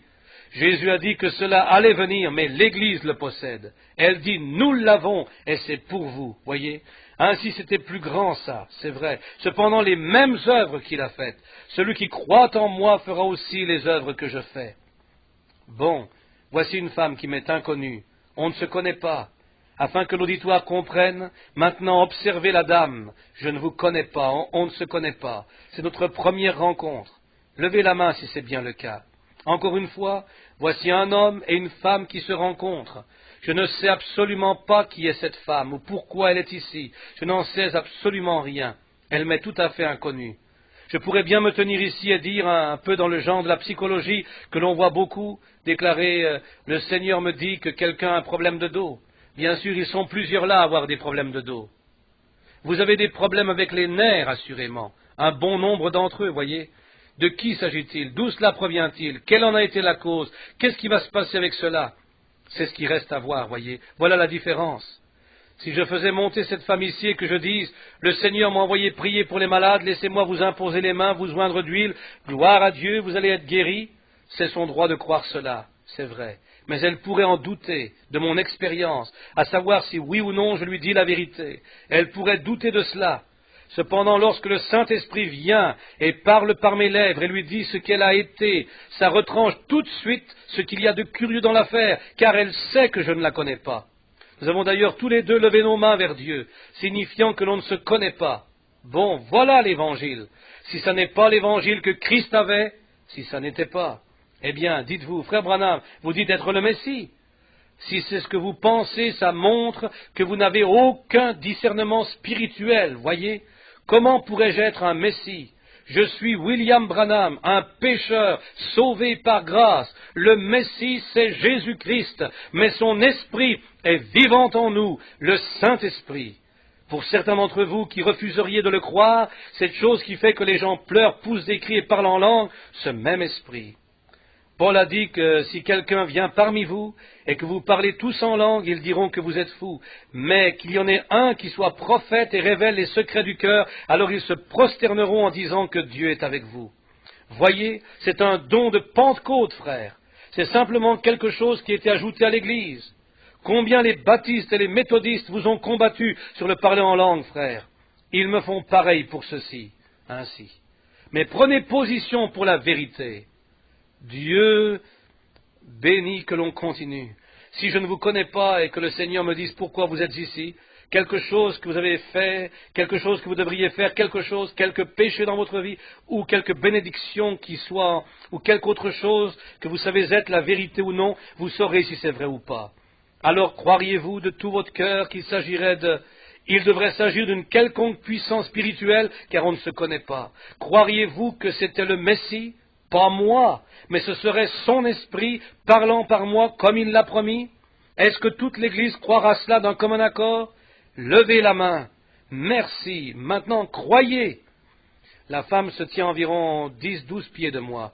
Je la regarde, simplement pour lui parler, car après avoir prêché et ainsi de suite, comme le prophète l'a fait là-bas je ne suis pas un prophète, mais comme le prophète a fait là-bas, il avait vivement repris Joram, et cela, ainsi il fallait simplement qu'il joue et parle, et Jésus a parlé à la femme, mais il a d'abord dû contacter son esprit en attendant d'avoir l'onction sur lui. C'est après cela que j'attends maintenant, d'enlever du chemin le morceau de bois appelé William Branham. Ce que j'ai d'intellectuel, mon esprit, ma connaissance, tout ce qu'il y a, j'enlève tout ça du chemin pour qu'il puisse utiliser mes yeux, mes lèvres, afin de se glorifier devant son peuple. Seulement se soumettre comme cette chose ici ne peut pas parler du tout, c'est muet. Pour que ça parle, ça prend quelque chose de vivant ici, parlant dans cela. La chose elle-même ne parle pas. Je ne peux pas non plus vous dire quelque chose vous concernant. Pour parler de cela, ça prend quelque chose qui est la vie éternelle, quelque chose qui vous connaît. C'est vrai, vous croyez cela. Il y a bien une chose qui vous pose des problèmes. Si les gens m'entendent toujours, je vois la femme, elle est nerveuse et déchirée, elle souffre d'un état nerveux, c'est bien vrai, tout à fait juste. Je ne sais pas pourquoi, mais comme je l'ai toujours dit, à chaque fois que je dis quelque chose, les gens ne manquent pas de dire, je le sens, de la devinette. Je ne le devine pas, vous savez que je n'ai aucun moyen de le deviner. Bon, c'était bien la vérité. Si ce qui a été dit était la vérité, combien croient maintenant? Merci. C'est comme Philippe, quand il lui a dit où il était, quelque chose à son sujet, il a dit, « Rabbi, tu es le Fils de Dieu, le roi d'Israël. » Il a dit, « Parce que tu crois cela, tu verras davantage. » Est-ce vrai? Il s'agit de la même promesse. Restez où vous êtes. Je ne sais pas ce que je vous ai dit de faux, mais quoi qu'il en soit, c'est cette maladie-là que vous aviez. Oui, je le vois maintenant, oui, nerveuse. C'est comme ça depuis un bon bout de temps. Cela a commencé à la période de la ménopause. En plus de ça, il y a un problème féminin qui vous trouble. C'est vrai. Encore autre chose, vous priez pour une personne que vous avez à cœur. C'est vrai, elle n'est pas ici. Elle a des problèmes aux yeux. Votre mère, c'est vrai. Croyez-vous maintenant? Envoyez-lui ce mouchoir que vous tenez pendant que le Saint-Esprit est sur vous. Tout ira bien. Que Dieu vous bénisse. Que Dieu vous bénisse, sœur. Croyez-vous de tout votre cœur maintenant? Vous devez avoir la foi. Ayez confiance en Dieu, c'est tout. Êtes-vous maintenant convaincu que Jésus-Christ, s'il vous plaît, ne vous déplacez pas. Je sais que l'heure est avancée. Vous ne vous en rendez pas compte. Qu'est-ce que l'ange de l'Éternel a dit? Si tu amènes les gens à te croire, ensuite lorsque vous, restez tranquillement assis et que vous ne le faites pas, ça fait quoi? Cela me retombe en plein visage. Satan dira, tu vois, il ne te croit pas. Certains d'entre vous croient et d'autres pas. Cependant, vous nuisez aux autres. Une fois, Jésus les a tous fait sortir de la maison. Voyez, j'essaye d'être à la fois évangéliste et voyant, et on ne peut pas faire cela. Ou bien je serai voyant, j'irai dans les bois pour venir ensuite proclamer bien fort mon message et m'en retourner à l'écart, ou bien je mettrai cela de côté et Dieu m'enlèvera cela et me laissera prêcher l'évangile et je serai évangéliste. Bonjour, sœur. Je ne vous connais pas. On ne se connaît pas, c'est vrai. Nous ne nous connaissons pas. Afin que les gens sachent que c'est bien le cas, voudriez-vous lever la main? On ne se connaît pas. Si le Saint-Esprit me révèle pourquoi vous êtes là, allez-vous croire que je suis son prophète? Cette femme semble avoir un bon esprit, un esprit qui croit. Oui, monsieur, ça y est, elle souffre d'un problème au cœur. Elle a une maladie de cœur. Vous avez aussi de l'arthrite. Vous avez aussi une maladie nerveuse. Vous priez pour quelqu'un que vous avez à cœur. Si Dieu me dit de qui il s'agit ou quelque chose sur elle, croirez-vous que je suis son prophète? Il s'agit de votre enfant, une fille. Elle n'est pas ici, elle demeure loin d'ici, elle est en Californie, elle souffre d'une dépression nerveuse. Ainsi dit le Seigneur. Croyez-vous de tout votre cœur maintenant? Alors il faut que vous le receviez. Il vous sera fait exactement selon ce que vous avez demandé, ce que vous avez cru. Avancez, monsieur, je ne vous connais pas. Une fois, notre Seigneur, je crois que les 2 ou 3 dernières qui sont passées étaient des femmes. Voici un homme. J'ai mentionné ce que Jésus a dit à la femme lorsqu'il a rencontré une femme. Maintenant, laissez-moi aller quelque part dans les Écritures, là où il a rencontré un homme. Ainsi les hommes et les femmes verront qu'entre eux il n'y a pas de différence. Quand il a rencontré Pierre, il a rencontré Simon-Pierre à ce moment-là. Il s'appelait Simon. Il lui a dit qui il était. Il lui a parlé de choses en rapport à lui-même. Croyez-vous que Dieu peut me parler de vous et de ce qui a rapport à vous et ainsi de suite, comme cela? Est-ce que ça vous ferait croire? Juste un instant, il y a quelque chose qui est en train de se passer. Cette dame assise juste là à gauche, avec une rupture de nombril, croyez-vous que Dieu va vous rétablir, sœur? Si vous le croyez de tout votre cœur, voyez, s'accomplir ce que vous avez demandé. Il y a deux hommes qui se tiennent ici. Il y a présentement quelqu'un qui touche le souverain sacrificateur. Oui, cet homme-là, vous avez le doigt levé devant votre nez. Il a une hydropésie du cœur, le cancer de la peau. Jésus vous guérit, frère. Ta foi te guérit. Qu'est-ce qu'il a touché? Il est plus âgé que cet homme-ci. Je pouvais voir qu'il y avait une différence entre eux. Si Dieu me dit quel est votre problème, croirez-vous que je suis son serviteur? Tout d'abord, vous avez quelque chose au côté, c'est une espèce de rupture, une hernie au côté, c'est juste. Encore une chose, vous avez une maladie nerveuse qui vous donne un problème d'estomac, c'est vrai. Maintenant, croyez-vous tous? Vous semblez être un homme bon. Prenons un peu de temps avec cet homme. S'il vous plaît, soyez respectueux et tranquille. Il a quelque chose sur son cœur. Vous voulez que Dieu dise quelque chose d'autre? C'est vrai, parce que je peux distinguer ce désir. Oh, il s'agit d'une femme, votre épouse. Elle a subi une opération, ça lui a causé de l'enflure, c'est juste. Vous avez aussi une fille. Cette fille a déjà souffert de tuberculose. Elle a été guérie par la guérison divine. Maintenant, elle a un estomac nerveux, c'est vrai. Elles sont ici ce soir. Je sens leur présence là dans la réunion. Elles seront guéries. Croyez-vous que Dieu peut me dire qui vous êtes? Cela vous aiderait-il s'il a pu dire à Simon-Pierre qui il était? Vous venez de l'Arkansas. Votre nom est Monsieur Blackwell. Rentrez chez vous. Jésus-Christ vous guérit. Vos désirs sont satisfaits, frère. Bonjour, madame. Vous êtes éthiopienne, je suis anglo-saxon. Ce sont deux races différentes. Je suppose que c'est notre première rencontre. Si le Saint-Esprit me révèle ce qui ne va pas chez vous, croirez-vous que je suis un prophète du Saint-Esprit? Ayez simplement la foi. Ne doutez pas, croyez. Vous avez un grand désir dans le cœur. Vous cherchez vraiment le baptême du Saint-Esprit. C'est vrai, c'est une grande chose à rechercher. Si Dieu connaît le nom de cet homme, il connaît également le nom d'une femme. Ne le croyez-vous pas? Si je vous disais qui vous êtes par le Saint-Esprit, à ce moment-là, croiriez-vous que vous allez recevoir le Saint-Esprit et que Dieu vous donnera votre Madame Fitzpatrick? Rentrez chez vous. Jésus-Christ va vous donner le baptême.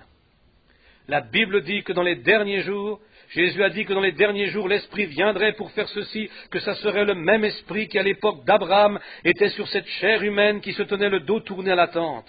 C'est vrai, ça. Voici la prochaine personne. Se tenant derrière moi, c'est une femme. Vous m'entendez, madame? Vous derrière moi? Très bien. Est-ce qu'elle a fait signe de la tête?